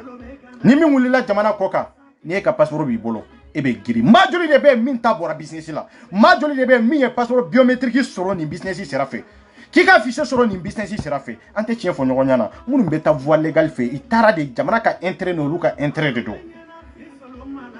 jamana joli de be ni nana jamana inkoka ya ka dobu isila ni tarika ambassade kono be ni tarika consul kono iba yirela etunya dobu isila jamana kono mais ni ntisi ni mbela jelente baje sisa ibe 200 euros sara ou be 300 euros sara ika shikoro mimbe obe supprimer kaboy mais 300 euros mbeta jamana trésor de kono o jamana joli de be Afrique na be kake nuka mo be iminere yala ya nuka mo ye asile demandé ya azimi ya tayande ibo azi kele inde tako dima mebe 300 euros sara pour que o wori kata jamana keshi kono trésor kono jamana ina fa do sorola ebe na bara minge kata na jamana kono ina fa do ski nyana mai sigilo ndo kando de ka o jamana joli de biya olube ga ke chukumi munam maliti sa ko ke chukola pour que momu ya azikia amake korofina ko azil demandé amake korofina ko munu nyes dobu sila nube imineriala amake korofina ko de amake korofina kode aba make consulat mo kode e bela jelende jedo business sira de munu ye carte consulaire soroya amako lu kode ini consulat mo bela jelen bela je mankande do hardo lu ma wori soroya nu tara business sira fe olubu ta soro kerefeo parce que wori mi beta sara korofina business sira fe voie légalité o wori be tlade consulat mo barakela mo jumende be bamako ya angika worda tigima ngoni ngecho ko ndero prévu bende dalwa yere de pe info amma boni fo ye fo yo de funga be nyon kungulo kerende kateme billahi awte siga laje jamana ka interbe jamana donde bulo munu mbora kata jamana koka aina ni 300 euros ye siminta o 300 euros nkake pour que ko supprimer kabo jamana kono o 300 euros o kata trésor kono jamana nafa do sura la consulat tadu ambassade tadunde o kanga ta jamana trésor de kono ika sebe obedla abedima mankamba nay o ikeleni jamana to munun be ka ketaw muna mali kapsani uluyewa malubu ni kodon cewa mali bu ni familiali cewa ayantu ni foite Ivoire ye jamana ka intérêt ani jamanadenw ka intérêt. Oui, 300 € ou bien 500 € mi ya sara. I ka donné min be o be supprimer ka boy. Donné koro min be jamana ko kan en tant que ni biométrique ke. O ka supprimer ka boy, mais 300 € o kata trésor kono. Jamana ya ka intérêt sura kono. O ko fe mu de be e yere be na fem min yini yande. Jamana yere be nafa ba fana soro la. Nafa joli de jamana min so. Nga minya to mo banembe nina ni ate mali te ka ni proposer femerete o abaji e munu be ka baraka abaji la consul kono ani munu be ka baraka abaji la korofina kono olu de benkande do atese ka ke parce que o 300 € min be sara resi do de be dima abeta fo jamana trésor de kono kaira ka fo ko tiala yeni wori sara ni azi nkanga sanze olu be business min soro kere fe o te soro tugo ngode kamana gambu la ko voie légale te marché ambe mali to yoro ju ambe mali to yoro jume na madu anka jamana kono ni dai fu ka doni finitiri o ti ka jamana yitunde iye munde ki ka jamana la ni barakela on shilembe korofina ni kankele inka ambe ka tono masite kuma awa beko ko abi jamana jola Facebook sanfe beko ko abi jamana jola animateur la beko ko abi jamana jola journaliste la jamana jo yoro jume folo awa aussi ka video keme min ke Facebook sanfe now ya baji ke ni na konye abalma munumbi ay bebo tonyo kono de billahi abe manamana kamuna arajo sanfe ani télé sanfe ani page sanfe now ya uche sirin nina pour que mo ka donner ko ka nyabo business kabla l'état ka laje ni proposition min be ibe 200 € sara 200 € sarlen ko fe kata jamana trésor kono si min be o ka supprimer ka boy parce que wole se min bi bolo l'état de ya di mamunu ya di olu ye gouvernement de travail nous ye gouvernement travail mamunu bi olu tsa seji mais gouvernement fera ka avantage do sura la min ye 200 € aussi kata ka bara kenoye e ga passeport kata ka dima muna mali tsa ni proposer mais video kala munum be ambe kanga kuma jamana min toyala ko fa ambe jamana jola o video kala o be rojumi bebe buni bela mais taika chila téléphone ni mana téléphone mana kuma kelaw Facebook sanfe radio la animateur bola journaliste bola video kala bola bloqué si bola mais on est où là otana aw nyate malendo nga tonola aw nyatala ibe kololo min kono aw nyatala ko korofina de nodo wa aw nyatala ka foko korokina bere ka si sabade di mo wa aw tlotala musobe ka ba sabadi chema wa aw tlotala musobe ka fa sabadi chema be ka jamu sabadi chema aw tlotola ko voie légale te marché en kata business sera aw tlotola aw be boka video ke tendro katate nena tala malendo c'est-à-dire anka mali joye minye quoi mali joye minye de comme mali be joda abe jo sira jumende ka jo mali den jumende tonyono do kademe mali den jumende be kololo kono amba ira leta de nunu ka bo kololo kono ambal mawde do ansinji ude do ga basic lendo be manku nendo ibe bo ibi ga video ki ite harado ere ka foko tonye ere be mais munu yere tonyono do est-ce que ya famu ka fo amunu to ku deme ka fo awu jugu de wa ka fo awu to ban mawye billahi ngani mana ko wulila o mana ko ibe mo daye feuna femunu yere na fa yere tula ibafu ibenyini ku yere faka mais jamana do mbe tonyo kono ibe kololo kono abe boka video ke 1 heure de temps abe boka video ke toute la journée si date magani nyorola associé nini profina de be ka di conslam mo de be ka di ini profina bebe tande bolo be nyogom bolo de angata Sali est jumei, bois normal est jumei, bois est jumei. C'est ça. Et pas où il est ticket câble. Il veut tailler photo dans le signe pour le diable ou à pour fichi tirer. Dio tirer c'est ça. Vous le savez mimi pour le ibo dans physica. Il faut pas moi. Katara français qui m'a envoyé réclamation est mouillée. Pour qu'à corriger. Ou à réclamation qui est à black en matin. Avec ta corofina. Ou va la gué. Nous quand on a changé, on va changer. Nous on a changé paratikal. Bien. Aéreka kuma kwa faere si minke kabla. Oya faere. Aou de koko. Yala ne fabe se kalafili ne no lawa. Malion, c'est ça la vraie question. Il faut que kalafili e no la. Il bati se kalafili no la. O tise ka eka araveki ki no la. O tise ka eka ere sansman ki no la. Bebo kalamade. O tise ka kechoko mina wani fana bo kechoko kelende la. Faere si minke fade yake ko faka o faraka o lo sebenka ko fako marabole ko me ote denta yede den ko bi ale de sera a sera 18 ans aba fe ka munde ke ale rebe na attaque o tese ko faya ke kablani faya ka ke kablani awaro fa tese ka kala fili haramu sonyo amuso nola mɔgɔ si tɛ se ka kala fili mɔgɔ wɛrɛ nɔ la o tɛ se ka kɛ o bɛ kɛ cogo jumɛn de la o tɛ se ka kɛ o fa yɛrɛ wajibiyalen yɛrɛ tɛ sariya yɛrɛ kɔnɔ pour que k'a den yɛrɛ sanse nin kɛcogo la nin étape la parce que Mali b'i to fɛn dɔ de la c'est-à-dire n'an bɛ jamana ko la jamana ko ye jamana ko de mais aw kana taa n'an ka adamadenya n'an ka mɔgɔyaw de ɲagami ɲɔgɔn na fɛn minnu tɛ taa sira kelen na parce que fa y'a k'a nɔ la aw y'a yira k'a fɔ ko fa den de don oui fa den de don den avenir ye jumɛn ye fa t'o dɔn den bɛna mun de kɛ don nataw la fa t'o dɔn n'aw taara voie légale kɛ k'a fɔ k'aw taara baara kɛ avec kɛ voie légale fɛ aw taara kɛ sariya de kɔnɔ o sariya y'a yamaruya de fa man ka k'a kɛ den nɔ la parce que fa tɛ se ka den obligé den ka kala fili mɔgɔ wɛrɛ ye fa tɛ se k'o obligation da den ka cogo min fa yamaruyalen fana tɛ pour que ka tila ka recensement kɛ k'a sɔrɔ den si ma se parce que a tɛ den ka avenir don a woloden de don mais fɛn dɔw bɛ yen fa sɛbɛnko yɔrɔ la fa tɛ se k'o yamaruya a den kan aw tun kan ka nin de proposer fa ye k'a proposer an baw ye i ka se k'a faamu nin yɔrɔ la i den de don mais fɛn min ye nin ye denya t'o la baya t'o la faya t'o la kɔrɔya t'o la dɔgɔya t'o la nin bɛ den de nafa a nafa ale de b'a dɔn a kɔlɔlɔ ale de b'a dɔn aw m'o yira o parce que ni jamana ko de don aw kan ka nin de yira ka yira fa la i den de don mais fɛn dɔw bɛ yen o tɛ taa ye dɛ fɛn dɔw bɛ yen den yɛrɛ de bɛ se k'o responsabilité ta mɔgɔ si tɛ se ka responsabilité ta mais bi n'a y'a sɔrɔ fa y'a responsabilité ta fa tɛ de l'état de y'a responsabilité ta pour que ka se k'a kɛ ka bɔ sariya kɔnɔ i taara ni sariya min ye i taara ni hakilina min ye k'o to yen ka baara kɛ n'u yɛrɛ ka idée ye pour que ka se ka den ka yɛrɛ changement kɛ l'état y'o de kɛ sisan minnu taara raviki kɛ y'o de kɛ sisan pour que an kana segin kana yan k'a fɔ ko an bɛna yɛrɛ changement wɛrɛ kɛ an ka ninnu bɛɛ kɛ ɲɔgɔn fɛ parce que ninnu kɔni n'an ye ninnu bɛɛ kɛ ɲɔgɔn fɛ dɔrɔn a banna ninnu tɛ cogoya dɔn nin na o de kɛ cogoya min fɔra aw ye a kan ka kɛ kɛcogo min na an m'o kɛcogo la waleya a taara kɛ sariya kɔnɔ mais sariya aw ye sariya de bila ka taa ni adamadenya ye aw ye sariya de bila ka taa ni denya ni faya ye ani baya ye o de kɛ denya ni faya tɛ se k'a kɛ parce que ba tɛ se ka kɛ fa nɔ la fa tɛ se ka kɛ den nɔ la awa ninnu bɛɛ lajɛlen na bɛɛ de b'i ka responsabilité ta pour que ka se k'a kɛ nin de y'an ka jamana to retard la parce que jamana jɔ tiɲɛ kan jamana jɔ sariya kan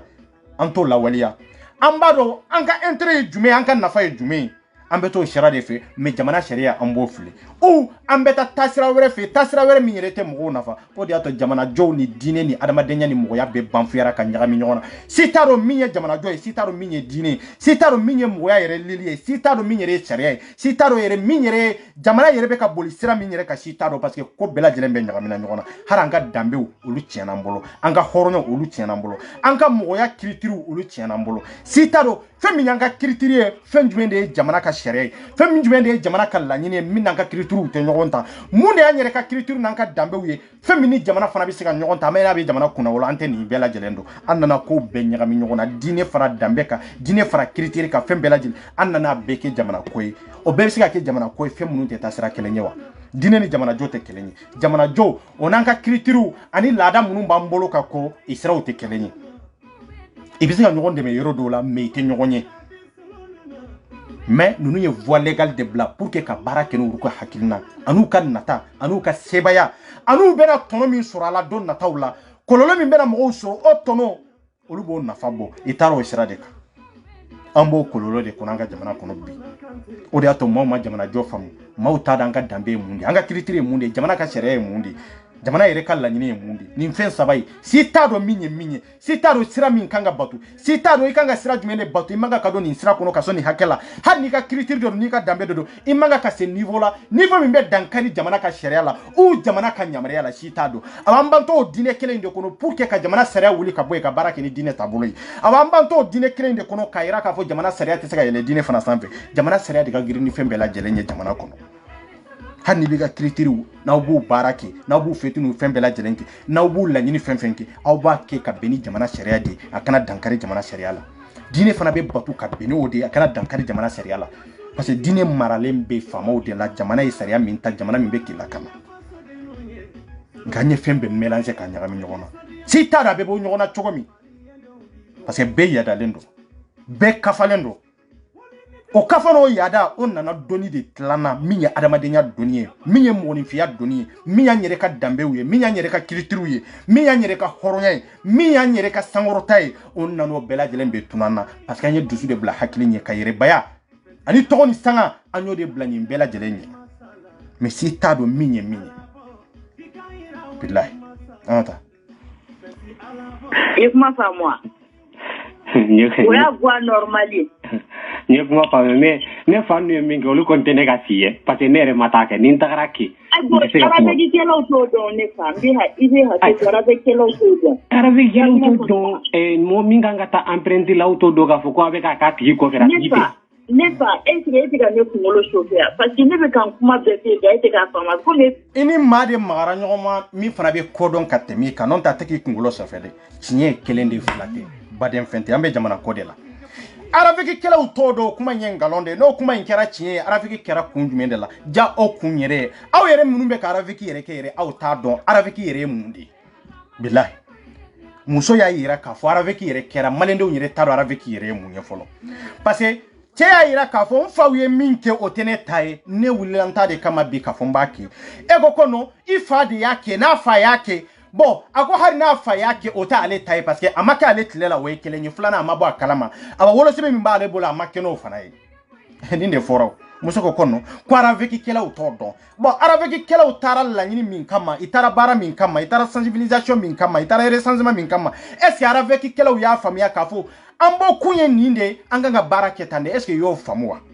oba yera munu tara resensement na lu mo famu parce que nous tunya famu itinte sombala baraka baraka ni nka dossier kasoro nyamari kamadu makasoro ni nyere kan nyamari yati o manga ka kere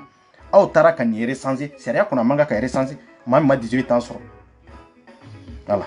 au ya yere sanzi ni dossier mi fana wota ka dossier tugu kwa fa yake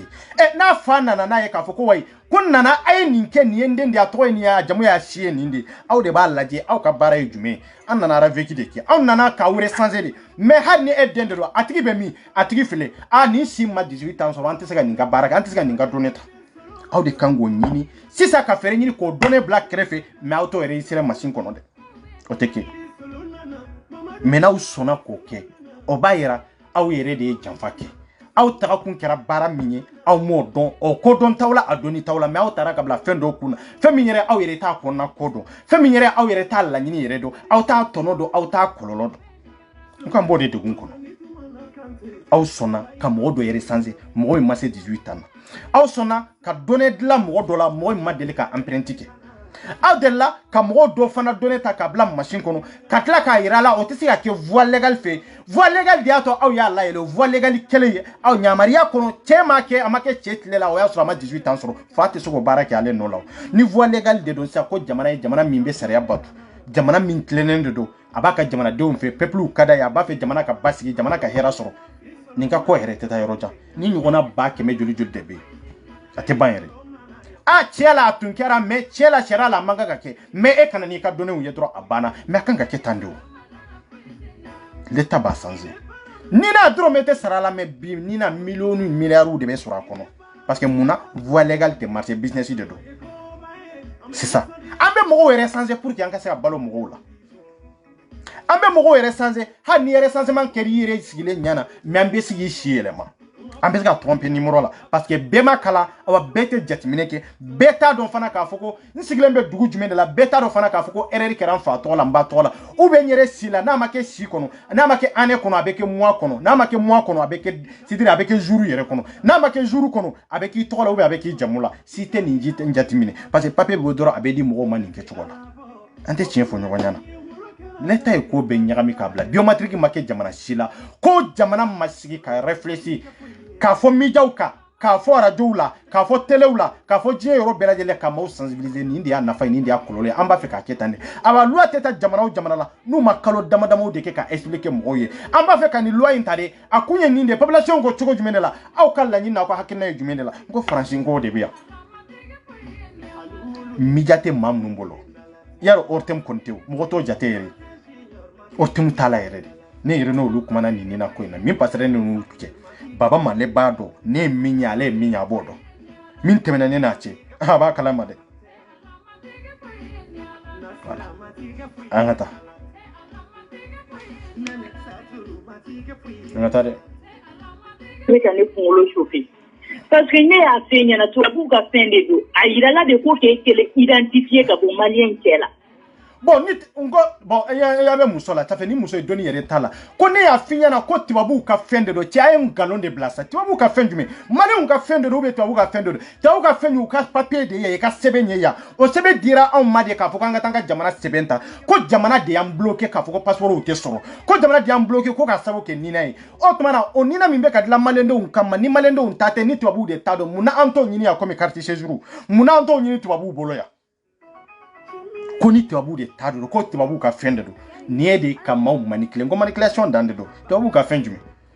mali passeport ya nyeri de tay nina ya nyeri de tay anana kundo de ka okumala walia autara ke kunwere ye ngo de ko lobi na moka non te nini na simple ko anana kala fili de kama kongo be mo munu na mo munu nsegene do nube ka nafolo nyini ka bara nyini olu hakilite jigi bara ka fuko kata kala fili olu e bara de nyini pour que ka se ka balo kala fili o jigina hakilla o bayira ka fu ko lafiya de bibolo malende njoli de be jamana ko kami magote kala fili la pour que kata votu ke abaro malende o magote votu la de mais o jagwa pour que amagote votu la ka voix do di mo do ma momi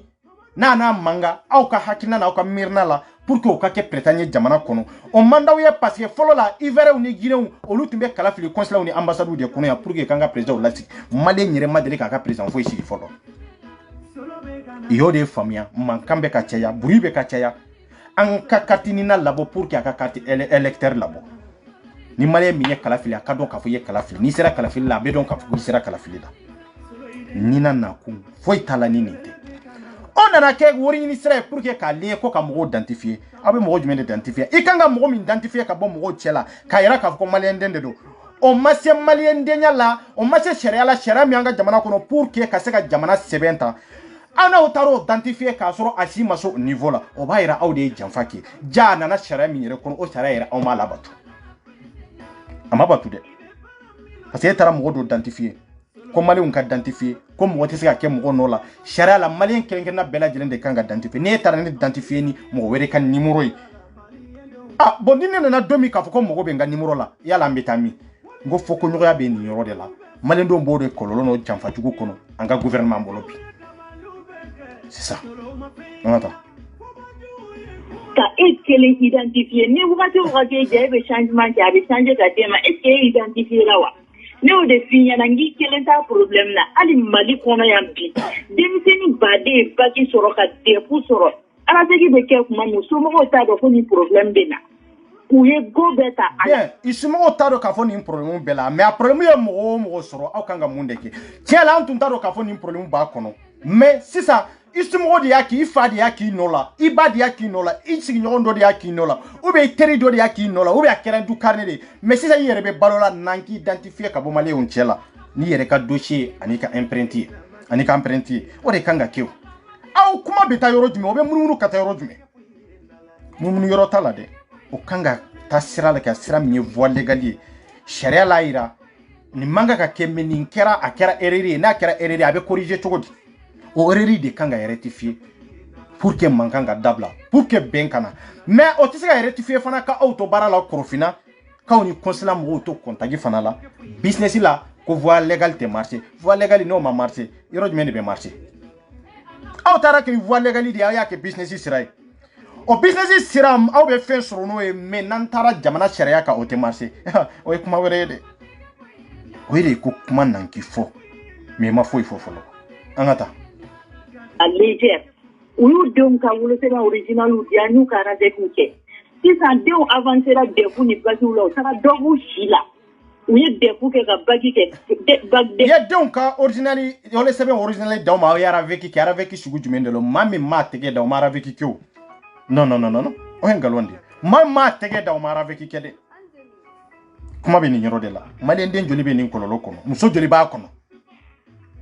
e fu diplôme bu bolo baki diplôme bu bolo c'est ça ou passer bagi la ukanga ta université la ayira la ni passer bagi la ta université la ikana ni mu ikana ni ka fishini na fishini na nous ça va seguir ka ke mantimba ayira u fitini ya ke abu ko fitini numéro bo hadi ugo photo ta okoro mi photo ta okoro go iba so aji mimbo hani mindu ga diplôme ka kelente dem sen chama échera la ou sono obligé la de ni sebe mi somroye ta école privée sala i den do ya fam Mali jamana min yɛrɛ kan ka nin yɛrɛ kɛ fɔlɔ wa anw yɛrɛ fo cetiri aw kana taa adamadenya de sira fɛ ka jamana sariya to yen quoi a tɛ se ka kɛ yɛrɛ billahi can ka tiɲɛ dɔ fɔ ɲɔgɔn ɲɛna quoi maliyɛnw quoi minnu taara arabiki kɛ fa minnu y'a kɛ ou bien ba minnu y'a kɛ ne t'olu jalaki dɛ mais minnu bɔra k'a fɔ k'u taara arabiki kɛ explication de dira aw ma yan'aw ka taa kɛ a y'a information de kɛ yan'aw ka taa kɛ mɔgɔ tɛ se ka kɛ mɔgɔ nɔ la mais n'aw taara identifier k'a kɛ mɔgɔ dɔ nɔ la dun ni fa dɔ nana ni dɔ ka wolo sɛbɛn ye k'a fɔ ko aw k'o ka arabiki kɛ o dun si ma se arabiki kan ou bien o ye tigi yɛrɛ tɛ yen o kɛ kun o kɔrɔ ye ko janfa nana depuis l'État fɛ yen o de y'a to kɔlɔlɔ l'État de nɔ don dɛ an ka taa n'an taara an bɛ se o. donc e kelen t'a condition na k'a daminɛ Japon Faransi Espagne Italie yɔrɔ yɔrɔ ni maliyɛn bɛ yen n'u ye dɔ bɔ si la u bɛɛ bɛ nin position na ne ye mɔgɔ caman dɛmɛ u ka passeport sɔrɔ nin condition in na mais wagatiw datugura n'u bɔra kalama ko an bɛ ka mɔgɔw dɛmɛ ni sira min u b'a datugu. aw tɛ ka mɔgɔw dɛmɛ ni sira ye dɛ nin tɛ dɛmɛni ye dɛ nin ye de ka jamana l'État janfa l'État ye danaya min ni hɔrɔnya min ta ka da i kan i ka baara kɛ l'État kɔnɔ i ka baara kɛ fonction publique la pour que malidenw kama hɔrɔnya ni danbe ni yɛrɛwoloya kɔnɔ o kɛra o banfiyara bi o de y'a to hɔrɔn ka dɔgɔ an ka jamana in kɔnɔ dɛ layidutigi ka dɔgɔ dɛ e ko ko e ye mɔgɔw de dɛmɛ i ma mɔgɔw dɛmɛ o e tun bɛ ka kɛ business sira de kan o business sira la e bɛ fɛn min sɔrɔ a la san joli san 10 ni ko e b'o business sira fɛ voie légale bɛ se ka marcher aw bolo wa o tɛ marcher o n ko nin de y'a to voie légale hali ni l'État ko k'a bɛ décision ta i b'a ye korofina b'i kɔrɔn k'a fɔ ko non k'o tɛ se ka kɛ ko mɔgɔ ye fɛn bɔ a si la k'o tɛ se ka marcher parce que aw bɛ k'a sɔrɔ kɛrɛfɛ n'a nana voie légale fɛ o sɔrɔli kɛrɛfɛ o tɛ sɔrɔ tugun an b'o niveau de la bi an b'o étape de la bi. Santa ni ko i bɛna don san 20 kɔnɔ baara kɛ yɔrɔ kelen na don o don ni l'État ko gouvernement ko k'a bɛ décision ta ka taa voie légale fɛ a b'a fɔ ko non ko nin man kan ka kɛ k'u y'u yɛrɛ tugu de ka dɔ b'u si la k'u y'u yɛrɛ tugu de ka wolo sɛbɛn wɛrɛ ta o wolo sɛbɛn l'État de y'a di o ye kelen ye filanan aw de ye maaw ka recensement kɛ k'a sɔrɔ k'u tɛ yen a ye maa dɔw ka recensement kɛ tun bɛ voyage la a ye maa dɔw ka recensement kɛ k'a sɔrɔ i si ma se o kɔlɔlɔ binna mɔgɔw kan o sababu kama olu kana taa voie légale fɛ olu kana business fɛ gouvernement kana décision ta décision min b'a to ninnu bɛ hɛrɛ sɔrɔ ninnu bɛ basigi sɔrɔ ninnu bɛ passeport sɔrɔ bon n'u taara business sira fɛ business sira yɛrɛ ka kuma i ye mɔgɔ caman dɛmɛ ayi i ma maa dɛmɛ i sarala de ka tila ka l'État janfa i sarala de k'a sɔrɔ l'État fana bɛ se gouvernement fana bɛ ka e sara e bɛ baara min na o baara in kan ka kɛ sariya min kɔnɔ l'État ka nafa dɔ sɔrɔ a la e maa dama min dɛmɛ nin kɛcogo la n'a wari tun taara jamana trésor kɔnɔ est ce que an b'a fɔ ko sɛgɛn bɛ Mali kɔnɔ wa e ɲɔgɔnna joli de bɛ yen cɛ joli de bɛ yen muso joli de bɛ yen min bɛ nin business la kɛrɛfɛ n'a wari tun taara jamana trésor kɔnɔ a bɛ dɔgɔtɔrɔso caman jɔ dɛ mais o wari bɛɛ bɛ ka minɛ kɛrɛfɛ itasiw bɛ jɔ mobilibaw bɛ sa basenbaw bɛ dɔn aw b'a dɔn aw bɛ ka sara min ta o sara tɛ se ka nin bɛɛ d'aw ma mais l'État tɛ nin si contrôler tellement qu'an ka l'État banfuyara a barika ban dan de dɔn quoi billahi e ɲɛ b'a la dɔ bɛ baara la a ka sara ni fɛ a ka sara ye min ye aw b'a dɔn san joli a bɛ baarakɛyɔrɔ la mais i b'a sɔrɔ étage joli b'a bolo dun terrain joli de b'a bolo baara in kɔfɛla sisan aw kan ka sɛgɛsɛgɛli k'o yɔrɔ de la mun de bɛ baara in kɔfɛ a bɛ ka baara sugu jumɛn de kɛ ka fara baara in kan minnu bɛ diaspora kan ye maa joli de ka nafolo minɛ nin kɛcogo la ka passeport labɔ business la ka na n'a ye minnu ye millions labɔ dɔ ko maa ye 9 millions de sara mais foyi ma ɲɛnabɔ ne yɛrɛ y'o tigi yɛrɛ dɔgɔya n ko a kana wele bi tɛmɛnen kɔfɛ cɛ an ka tiɲɛ dɔw fɔ ɲɔgɔn ɲɛna quoi l'État sigilen don l'État ɲɛ bɛ nin la ninnu yɛrɛ bɛ nin fɔ ala ma don o don prévu bɛ mɔgɔw bolo aw ka nin ka mais tigiw bɛ sera pour que ka bɔ n'a ye est ce que aw yɛrɛ ni ala cɛ n'aw ma bɔ n'o prévu ye n'aw ma bɔ n'o dawuliya ye ninnu bɛ ka baara min kɛ i bɛ ka kɛwale min kɛ maliyɛndenw na i bɛ ka baara kɛ yɔrɔ min na yɔrɔ in kan ka taa voie normale de fɛ voie égale de fɛ mais a yɔrɔ in bɛ ka baara ni business sira de ye trafic sira de ye o prévu bɛ e bolo mais e dalen don i bɛ sunɔgɔ la ni prévu ma bɔ komi nin kɛcogo l'État b'a dɔn cogo jumɛn de la k'a fɔ business bɛ ka kɛ hali n'a y'a sɔrɔ business bɛ ka kɛ l'État t'o ta en compte parce que il y a des prévu la maa joli de bɛ yen min bɛ nin kɔlɔlɔ kɔnɔ a n'a ka prévu dalen don k'ale bɛ siran ka bɔ nka anw de bɛ l'État dɛmɛ ka kɛlɛ kɛ anw de bɛ l'État dɛmɛ ka kɛlɛ dɔw kɛ Sarawusi daw la pour que baara ka kɛ baara kɛcogo la pour que maaw ka bonya pour que jamana sariya ka boli jamanaden bɛɛ ka kɛlɛ o sira ye jumɛn ye preuve mi bolo be na no de dawla mi bolo be na ne e mana no e be to ni kono ni jamfa be ma joli de soro depuis ma folo min tara ni fait business la ay ma joli de soro akofe parce que otigi ya ka passeport soro kata mais ma joli de dona o sirafe yala na o ka passeport banana ko ko be de voie légale fait kata passeport labo abi boa ate bo choco talo abe sira bloquer na bloquera tout faut y kana business sira de fait pour que a tiens la ka fem bloquera de akobe ke chojo wa tanti wa muganchi ma be sigi shi mu me ko lawa malien dew yanke baji de kamiana mali famo yanke baji de kamiana kerengere nyana munu be sira usi dawla munu be consulat kono munu be ambassade kono munu be krofina abe benkankele o benkamba onde kama on be sigan sigi katoni ke chokola wa abe son ka sigi katoni njafa kono wa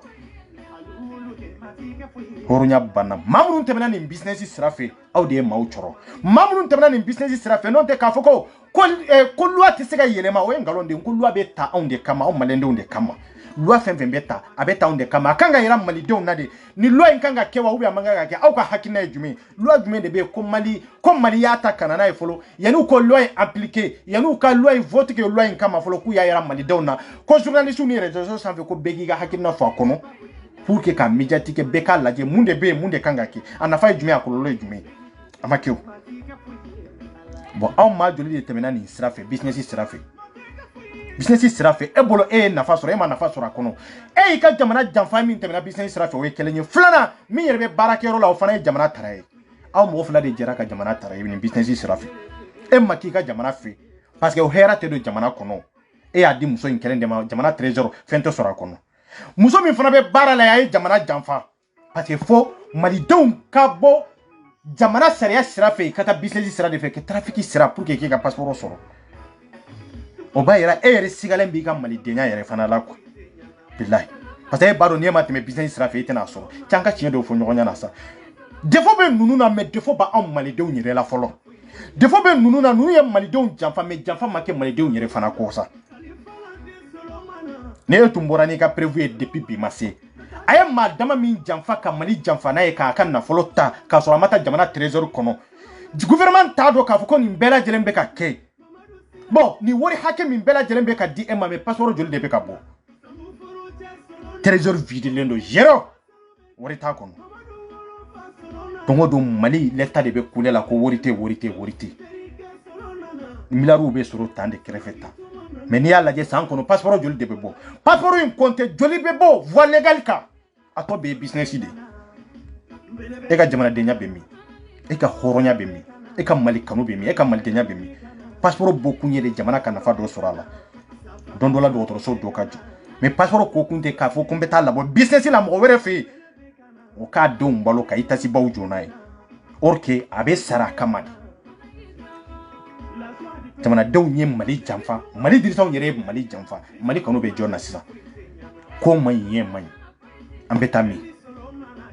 Allah ba nya nyere de billahi na nya nyere janfa nyere de betla ka nyere du awa nyere de betla ka nyere fakatu awa nyere de be bia kololo kono kerengere nyana on munu beta business sirafe bi out me business min sirafe de bi kunu bi ambo kololo de kono amata ka edda amata ka neda amata ka mwereda ambo degunde kono bi majol de bena bi adegun kono tugun anyere no bala ga kerengere nyana krofina oye de baji krofina oye trafika u kayorode krofina oye mali donne u fero yoro nu trafiki c'est-à-dire ka mali donne u yelema chogo min kaduye ka benu olu ka intérêt personnel mais jamana ka intérêt tedi o de be krofina kono bi mam mali den kele unde be u business la kata kunjume de la to nambeta parce que gouvernement be barakelaw de lame mais te population lame population fana wuli ka se hakela hake mi leta kan gulame ka beni hake mi parce que hake do be jama hake do be leta be lamini ke ka beno de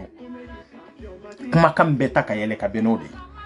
non te ni barakela o kuma na ibe munde fo oui ah non ayen mi fo de chien mais ko chien o te chien parce que population te ka kuma te ka réclamation ke amanga nga réclamation ke ka se étape minna ante ko étape soro na mo étape soro pour que gouvernement kado ka fo ko ni chien hanan shiraka kule de l'état tata en compte ka foko wa tiela be ka min fo tiene de do parce que fanga boni prévu ni dolia do di kaira ka foko korofina fo iteke ni wolo sebe business ite fo iteke ni nina ko affaire te na be trafic were o nyini korofina de do ayta ni musay mine folo ani majuli de ni baraka ay sanjuli de kala folo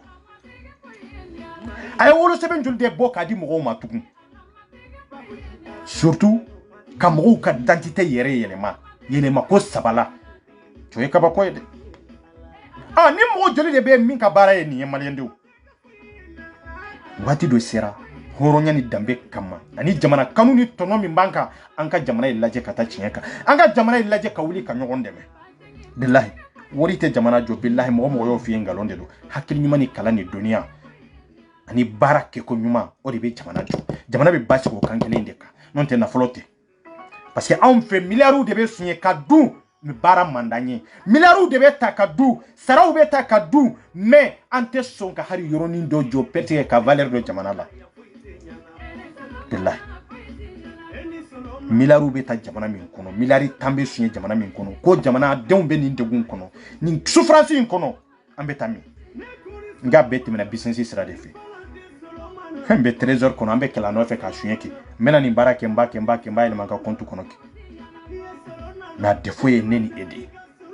nanyi nyama ugoshanka nyere ka ke horoni anga ke dambe tiguye ankado ando de benanko ankado ka foko ansagira anfado de nola ni de jamana kanu yele jamana de munuto ni mo de me ebeta tonde de me jamana joy me Facebook san fela kuma bambali de do no oteo de gunjume de be kololo jume de be leta be attaque o kande ka kaira leta la ni ye jamana jumde ni problème ka résolu voilà aka résolu no gora kalama ko mo be ka deministra mi o bada tu ya fam ibe ba kalama mo be ka deministra mi ya be datu parce que awde be tan galon fo ka fo munu be ka deme awbe ka munu deme krefe awde en galon sur olula l'état fait ka ira ka fo ika docho manga ka régler akanga ta voie légale de firme voie légale la ba ira ka fo non surtout bolo olu yerde nodo mais nous nana business sera fait na bogo ka awbe fin sorola mais ni l'état boro kalamo kanga datu ke parce que wori teta l'état ko wori teta gouvernement ko teta nga trésor kono oya au ka personnel di oya au kan nafadi mais ote jamana dembela jelen kan nafai mi me trésor kono o de be do so ujo o de be fembela jelen ke malien dewni o de atambe ka fo fabiri euro me 200 euro 300 euro be so be ta trésor kono jamana be ma nafa sura kono mais ambassade tena du conseil tena du ivar nun tabi ni ke to de la mun da to mali tsiga yele ma do kula je bebe mali be retard de la awa mali dewni be retard de la mali dewni yere bla nyefe ni dabaradi mali dewni yere nyeyele yakini dabaradi orke ote ni malien kuma tolai ka malien tama tugo ibado ka fo non ni nyaay le lende nunga jamana dilando ka bawa be ko don fana papa billahi an famba tado ante foido ni malien kuma na abaka jamana bla nyefe ni dabaradi parce que ala e kuma no yambolo me kasoro ande be jinye be ko amba nyere fo ka nyere bla nyefe ni dabaradi me kasoro doni tana ko don tana malien dem bebe ni ke chogo de la mali bo yere tari kele inde kono de ni min kuma na akere waju kele akere ni mama kuma na malika iba fo eske be mali min do e bora mali min kono kunu e be ka mali min to fota esko mali kele abeka kuma de ka iba fo kono kongal fo yere be fili ka jamana ma tellement ka ba ma jamu kase hake dola abaka nyuma ya fo abaka dambe fo abaka yere ma horo ya fo abaka kiditiri fo abaka biendo abaka lafia fo iba fo kono ko mali koni o e paradis de arjine de do orki tasma de be ka mene malendo kunna kan nyola avancer ni dai malendo be ni ke tugodala non te mali be retard mi na jien kono bi jamana sita nyona retard la awa malendo be kunfinya mi na ni kodo malia mi ndien kono o jamana sita mi mo kunfinya kono kunfinya folo yede mami to nyono de ga jamana kono ka deme ka hakini ni e dalendo ka ko yirde nodo ko ka nyini ni yere etika leta kele o kunfinya danye de o kunfinya dandi billahi e bado kumi yu lawo jamana kono e bo kundo kaba l'état ka incompétent de do l'état ka kodombalia de do l'état ka milliards chion de do l'état c'est dire l'état e fendo de kirian kunna ka fendo de do hakilla ani ka fara ko chaman kono o munde c'est dire an drombi sega umara har na uma fanga nyini e ka te songo soro dro malendo mbalola ni nda ko yoka moni ngono lube so barala bebe kuma ni dabara de ka nyoma jamu ma jamu min be mali kono ate jiye jamana sila ma dum be jamu chere ka ma dum be tanu horonya de ka ma dum be tanu bara de ka ma be tanu fende ka femi na nafa ka bu ni be ya nafa soro femi de mi ya kem mali dewnye ika seko nafa soro e non da ambe jo ma jamu tuku be kera jadi be kera to nyini nay mi mo to nyendo anko be kan mi mali ndo be souffrance kono ango be ma bay me malendo be kasila alama dongodo ango be doni kele me jamana be ka detri alama dongodo be dinge kono doni mimbe na tsika jamana la kun ayo doni black refe aka doni were nyini mimbe na ni jamana joliye mimbe na ni jamana ka avantage mimbe na ni jamana de on ka herai o de doni yo ata yo famali tora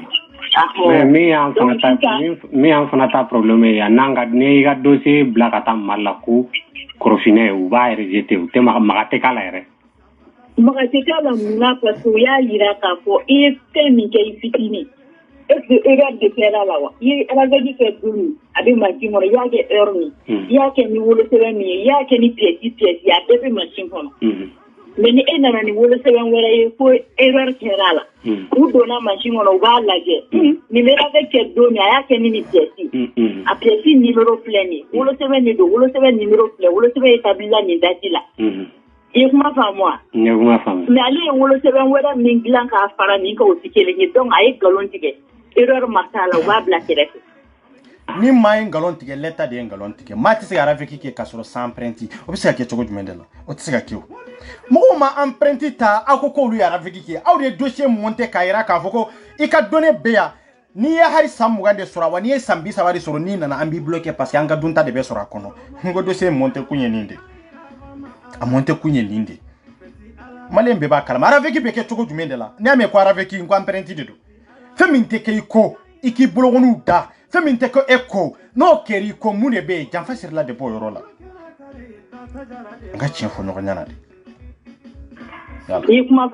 ayo minu ga empreinte ke ko afficher boluta na ko lu galon te me mo mi madeli ka ke fama saudi mana ka ko o tigi ma galon te de masaudi tara a masaudi tara la de tara bla o kolongo ne bolo ko ne diga se bo ni be ko ne disa ibi kama sar le ba nya punyana ubi dia tira o ni na malla yire ta ko ko tina ibi ta directeur ba ba nya fa na bi dia tira ya sam ebe barake aga barala ibi ga ba barake to ko jmane ibi ga bara explication fanya ai ne be ka fuma benye tenya na ma banga ba ifa au ta ke gafilo eso ba ke fula ne be kinyi ngade au ta ke fula ngaba ke warde la ne be kinyi ngoro Nyako, iki fanyi nga ka ire fingi na ta ti photo ta ola polo. Eko ibe petini nde deme pour que kaka fise labo. Eba ka fise labo business de la me voie légal la ya bloqué nde. Iko atise ke awa hari ni intara voie légal fe be munde fo. Non atise ga bo. Orke sera la kanga body, sera la kanga réglé de. Parce que petini maraveki ke, awde yaraveki ke petini nola. Awde petini recensé kasura ka recensé ma amaché en niveau la. Ambo étape de connaissance. Donc ebe se ga deme e ba do ka fuko atise ka voie légal fait mais business la ebe se ga deme atenia ko ale ba fait ka deme de pour que kaka fise la boka dama parce que petini mbena saradi che anga jamana ban fiera de an kwanye islami dewnye ko 90% ye islami dewnye mali kono ka wolo islamiya kono ka mali kono islamiya kono o islami kelo ndebe ka nyogon tray ni ke to de lambe ka nyogon so wodu ni ke to de quelle honte. Kertie madeli ka mali mara folo a président fo bi ambe wati mina a be islami deundi o islami den kele nunu abo jamana den kele nunu be ka nyani o jamana nyemo nunu de bolo ninke togo ina be sigilo no be man kunendo ko dini be mali kono ko mali e ben jamana e ben be rojme nyogo nege ben o de be ko mali e bonya jamana e bonya be rojme ka nyogo hakili sunyeni bonya men galonde do ko mali e horonya jamana e horonya dunte dine dunte se kata horonya ko o horonya kele amunu be dine kono amunu ye islami dewnye anye de be ka nyogon ka horonya banfuye horonya ti billahi ambe ka nyogon musalhadi awambe ka sira nyogon ye de otede ke be kera nafigi de amfamba onte kertema mali marade ambe islamu amunu ye islami denye ambo de kololo kono amunu ye islami muso ye ambo de tonyo kono aba islami muso de be ku deun tonyo o islami kew de be ku deun tonyo aba islami kenu de be fangalo ri president ni député ni meru ye ambo kololo kele inde kono ante dine to kerefe anga jamana ila je folo anka dine black kerefe abe neni ede nafa me ate jamana nafa en contre jamana de be nafa do la c'est dine ma mais dine tika nafa fo edi jamana ma anga dine to kerefe parce que dine nyimo belama olu buka intérêt de nofe mais jamana do be tono min kono dine ya ira jamana do manga ka tono nyana iko chien fo fanga nyana parce que olu be fe mi soro fanga la ito fo de den joli de be min to nyana no dine nyimo dabala wa e beta kele ke mana ko de la femme na fa irete se jamana ma pour que dine ere ka avancer aka soro maw ka bo tono kono parce que dine o e bingani de bali dine o e jenia de bali dine o e shali de bali dine o e jamfa de bali jamfa joli de be ka kanga jamana kono dine kalabantia de bali meni bebe ka ke anka almamu sikile nyana machite eraji pour que kaira ando be tono la be ka sa kogo jini chenchem bauka awa nin ko en ka rezoli non ta be wolo mi na oba edede auta mede wati do sera mali deun aya don ka fo c'est-à-dire ne ma dine di ema dine ma e wolo la kono de adon iya famia chogo mi ka bara kete me fen jume ne bi na fa nyana ma ya kono parce que nyana ma yere ka dia yere bo nya me yere ka dine la kodon pour que ka bara yere ke dine kono aka soro ebe niveau mi sali sebiye su sebiye jaka sebiye aba nyuma yere sebiye yere la fia soro kono pour que ka se ake mo were nga ombe ni ntonyo ni kololo be kono ambe kele o kelela anka do fen jume de ba anyere nafa fo mali on kode ne o de foro fo ne yere de ma famu fen jume de be ne 24 nafa fen jume de kadine mbe fen jume de fente fen jume de fe fen jume de ne kan nafa ni to do nyana ma kono kan yere sigete avancer ambe nyogon kanu ni nyogon ka kanu de ambe ke nyogon fe ni nyogon ka fe de me fe rete malembe ma kanu physiquement mais en réalité ki kanu disco na ote ambe tu mo ko ten mais tu crois ko kumina pour que iko explication di mo ma kam la convaincre ibe malien keme de joy ta don malien be dam la te mais confiance nana kecho mina pour que ko détail di mo ma attention la ne ko ni dara kasala mais dara la ni kunju mende mate da mala gansa mate so mai gansa mate tu ma ko gansa am mai rete be mala gansa ere ibe cheke menyi ni ga tisega détail ere dima be kuma kalu tan kaw defo yere ebisega kala sori yere lawa ebisega nafa soro hari yere lawa ma bi yere de nafa bo ki yere tono bo o kofe mo wori bi tono ni nafa soro billahi ayitike ni dini nyimo mo numba mbolo billahi ayitula nyuma bula gele ya kono de fama foi mana ni mi masigi ka kuma fama foi mana mu wele kata sujudi bi koro dabe jamana kola pala jamana ka basi jamana be basi audu otona aute jamana dewnyewa lafiya kana jamana kono aute jamana dewnyewa jamana be basi tendewa ka kuma kalanta on fo ki sigilento ube ki dalento ka kuma kalanta on fo kutuba kono jamana kungankoka exe erazi kaira jamana nyemauma chela ninde tien ninde réalité bebe kulela mo no fe kata yi tien fo de akuma na o tien be mi tien mi tese ga la bara o te tien yo non o te tien yo tian kan sigi aw boy kololo min kono kuma munun be ka fo che kuma chinyumani to kuma tuma chinyumani nafata la sa bara nafa be bara de la ko anka imamu be kuma de min nafatu ka bara la parce que tese ki waleki anka ni imamu be kuma nu ka intérêt de ika intérêt mais jamana don ka intérêt mbe intérêt mi soro jamala jama be tukun ko jama ka do ka fo kuma bafo mbe ka fo ka intérêt de no fe anka imamu nanga segu be kuma ninke to ko de la ayu laje fama foi mateme mi makut lela afamate a présenter a kureta foi make mi makut lela danfa foi masiri malila mi makut lela mais yekele jumende ke alhaji a réalité aya laje masite mali kono min taw kan ni fikinte kalama wallahi billahi ti aw kan ndegu amusote a chete min tenin kalama ngani o imam nunu ube no segun nunga ko wulila no ni masaka saka ko la obolo ka fona o sara obiro arijine kono che mane be retardé lambe ko fe toro ambe ko fe toro parce que ma ni ki yere don e yere munde e ma se ki yere don ibe somi ma ite somi ma fem bi mi nafa fem ti nafa o kore ko ma were de be ki ka hakili ma were de be ki ka charbon utiliser mais e yere contre physiquement i jolendo ibe ka fo ibe fendo ke ibe ka kuma ni fendo e mais mo were de be ki ka charbon mo were de be ka utiliser abe ka baraki ni do de ka hakili nai rete tugun quoi o famba de be malien de mbolo tiebo la muso bola o di ambeke kodo mbalie bebe kuma ka kuma do fo kuma ini ya analyse har no kuma kele ni ya question da ma tse ga jabi parce que ale mi nyafo abeka barakini mo were ka idée de male ka idée o tede ate avec ka idée tende mo were de be ka la travail ibo question kele mposa yere ko ataro yere mindo ataro yere aya fo kumi yere la ambo de dugun kono ni hari malde o be ni tonyo kono femere to parce que yanka hakilu yu minade ko utiliser olu de be ko utiliser mais an yere te ka baraka nan ka hakili yan yere te ka baraka nan sarboy chemi be muso mi be na ma kesi sanye do yere kun na doni doni majuri de be malende njuri de be mi hakili ya tai ni mo were de tatinte hari ban chamanye groupe ni fe unga ambe ninke chokonde ladi hari ere bolo ko ga sarbon te ko e hakili ko mo te ka utiliser o ngalonde mo were de be ka hakili utiliser parce que beta kuma do fo ere diski kimiri ki ere de la parce que mabi ere de la folo ka kuma meni nyina ni ere ko dro ka kuma dro ko e mo wore de be ka baraki ni ka hakili o ta ira ka fo kwa ijulo go do ilaw no oteo ko yeke chugodi billahi kada photo ta ka empreinte ko ka ni mato ke ka fo ite se ganya la kala meta photo ta mare ta we meta photo re ta ka empreinte ko la ifa nyinga paka irusintima na irisikima nimero nyimba ile tana ya wa masalla ibe se ki photo ta obe nimero ndo masimo no bi photo ta ki da empreinte da ni tialo la bisa fishi nina nyine ni fishi nina soro kumani ikanga changement mununke yimi ba to ko yoro la ibote me o te ka kala ki nya trola ai wa nesa akoni procedure yo ande se ka nyenke ko yo mbese ka ni patinya na yo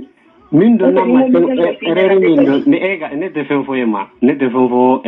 commandreji ka fo fa de ay erreur go fe dimi mbene la dro ma minu nyake net nu do al ni ngo mene ni manga ni kele ni enquête ke ni ngola bi yere fende do mene ko ni bado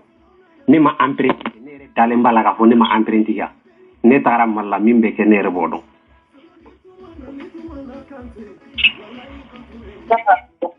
ne tara malla mimbe ke nere bodo ni nyaki ka fiché dima y a pas de problème ya ke affiché dirima i ka emprunté fle mais ma emprunté ke ma foi ke ko kata fe nkeni ulo sebene ke il a bloqué ola ko ne ba fe ko régler ne kata emprunté de photo de ta okoro ka emprunté ko la no bora wati mi ko la ne ma ko be simi na ya wene mi nunta ya ne la ka so ko no correction ko te ka kala e katinya trola ne toke ne bloqué le sans parce que commandeur yani mois de novembre ne ma nya soro fichier ko la o ne ka ko be bloqué le France mais papier côté là ni barana est-ce que nyore fo kurofina kera jafan kolonde ka se malende wuli kurofina kera yoro mi malende un kateme business sera fe ulu ko na fasora la kurofina janfa mali janfa be kurofina ni consulat de kom billahi na utara fusini ni jien yoro ni fem fly kurofina kono consulat kono mali janfa bebe ni de kono awani ma soro ni kono soro choko tala de ni ma mali de un ka janfa mali de un ka nyani nu ka toro abora nu de kono de business sera fait wallahi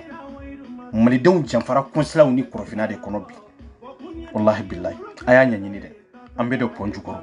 ko yeke chugudi sali internet matiga fuye lalati Allah matiga fuye lalati matiga fuye lalati Allah matiga fuye lalati matiga fuye lalati Allah matiga fuye lalati matiga fuye lalati Allah matiga fuye lalati matiga fuye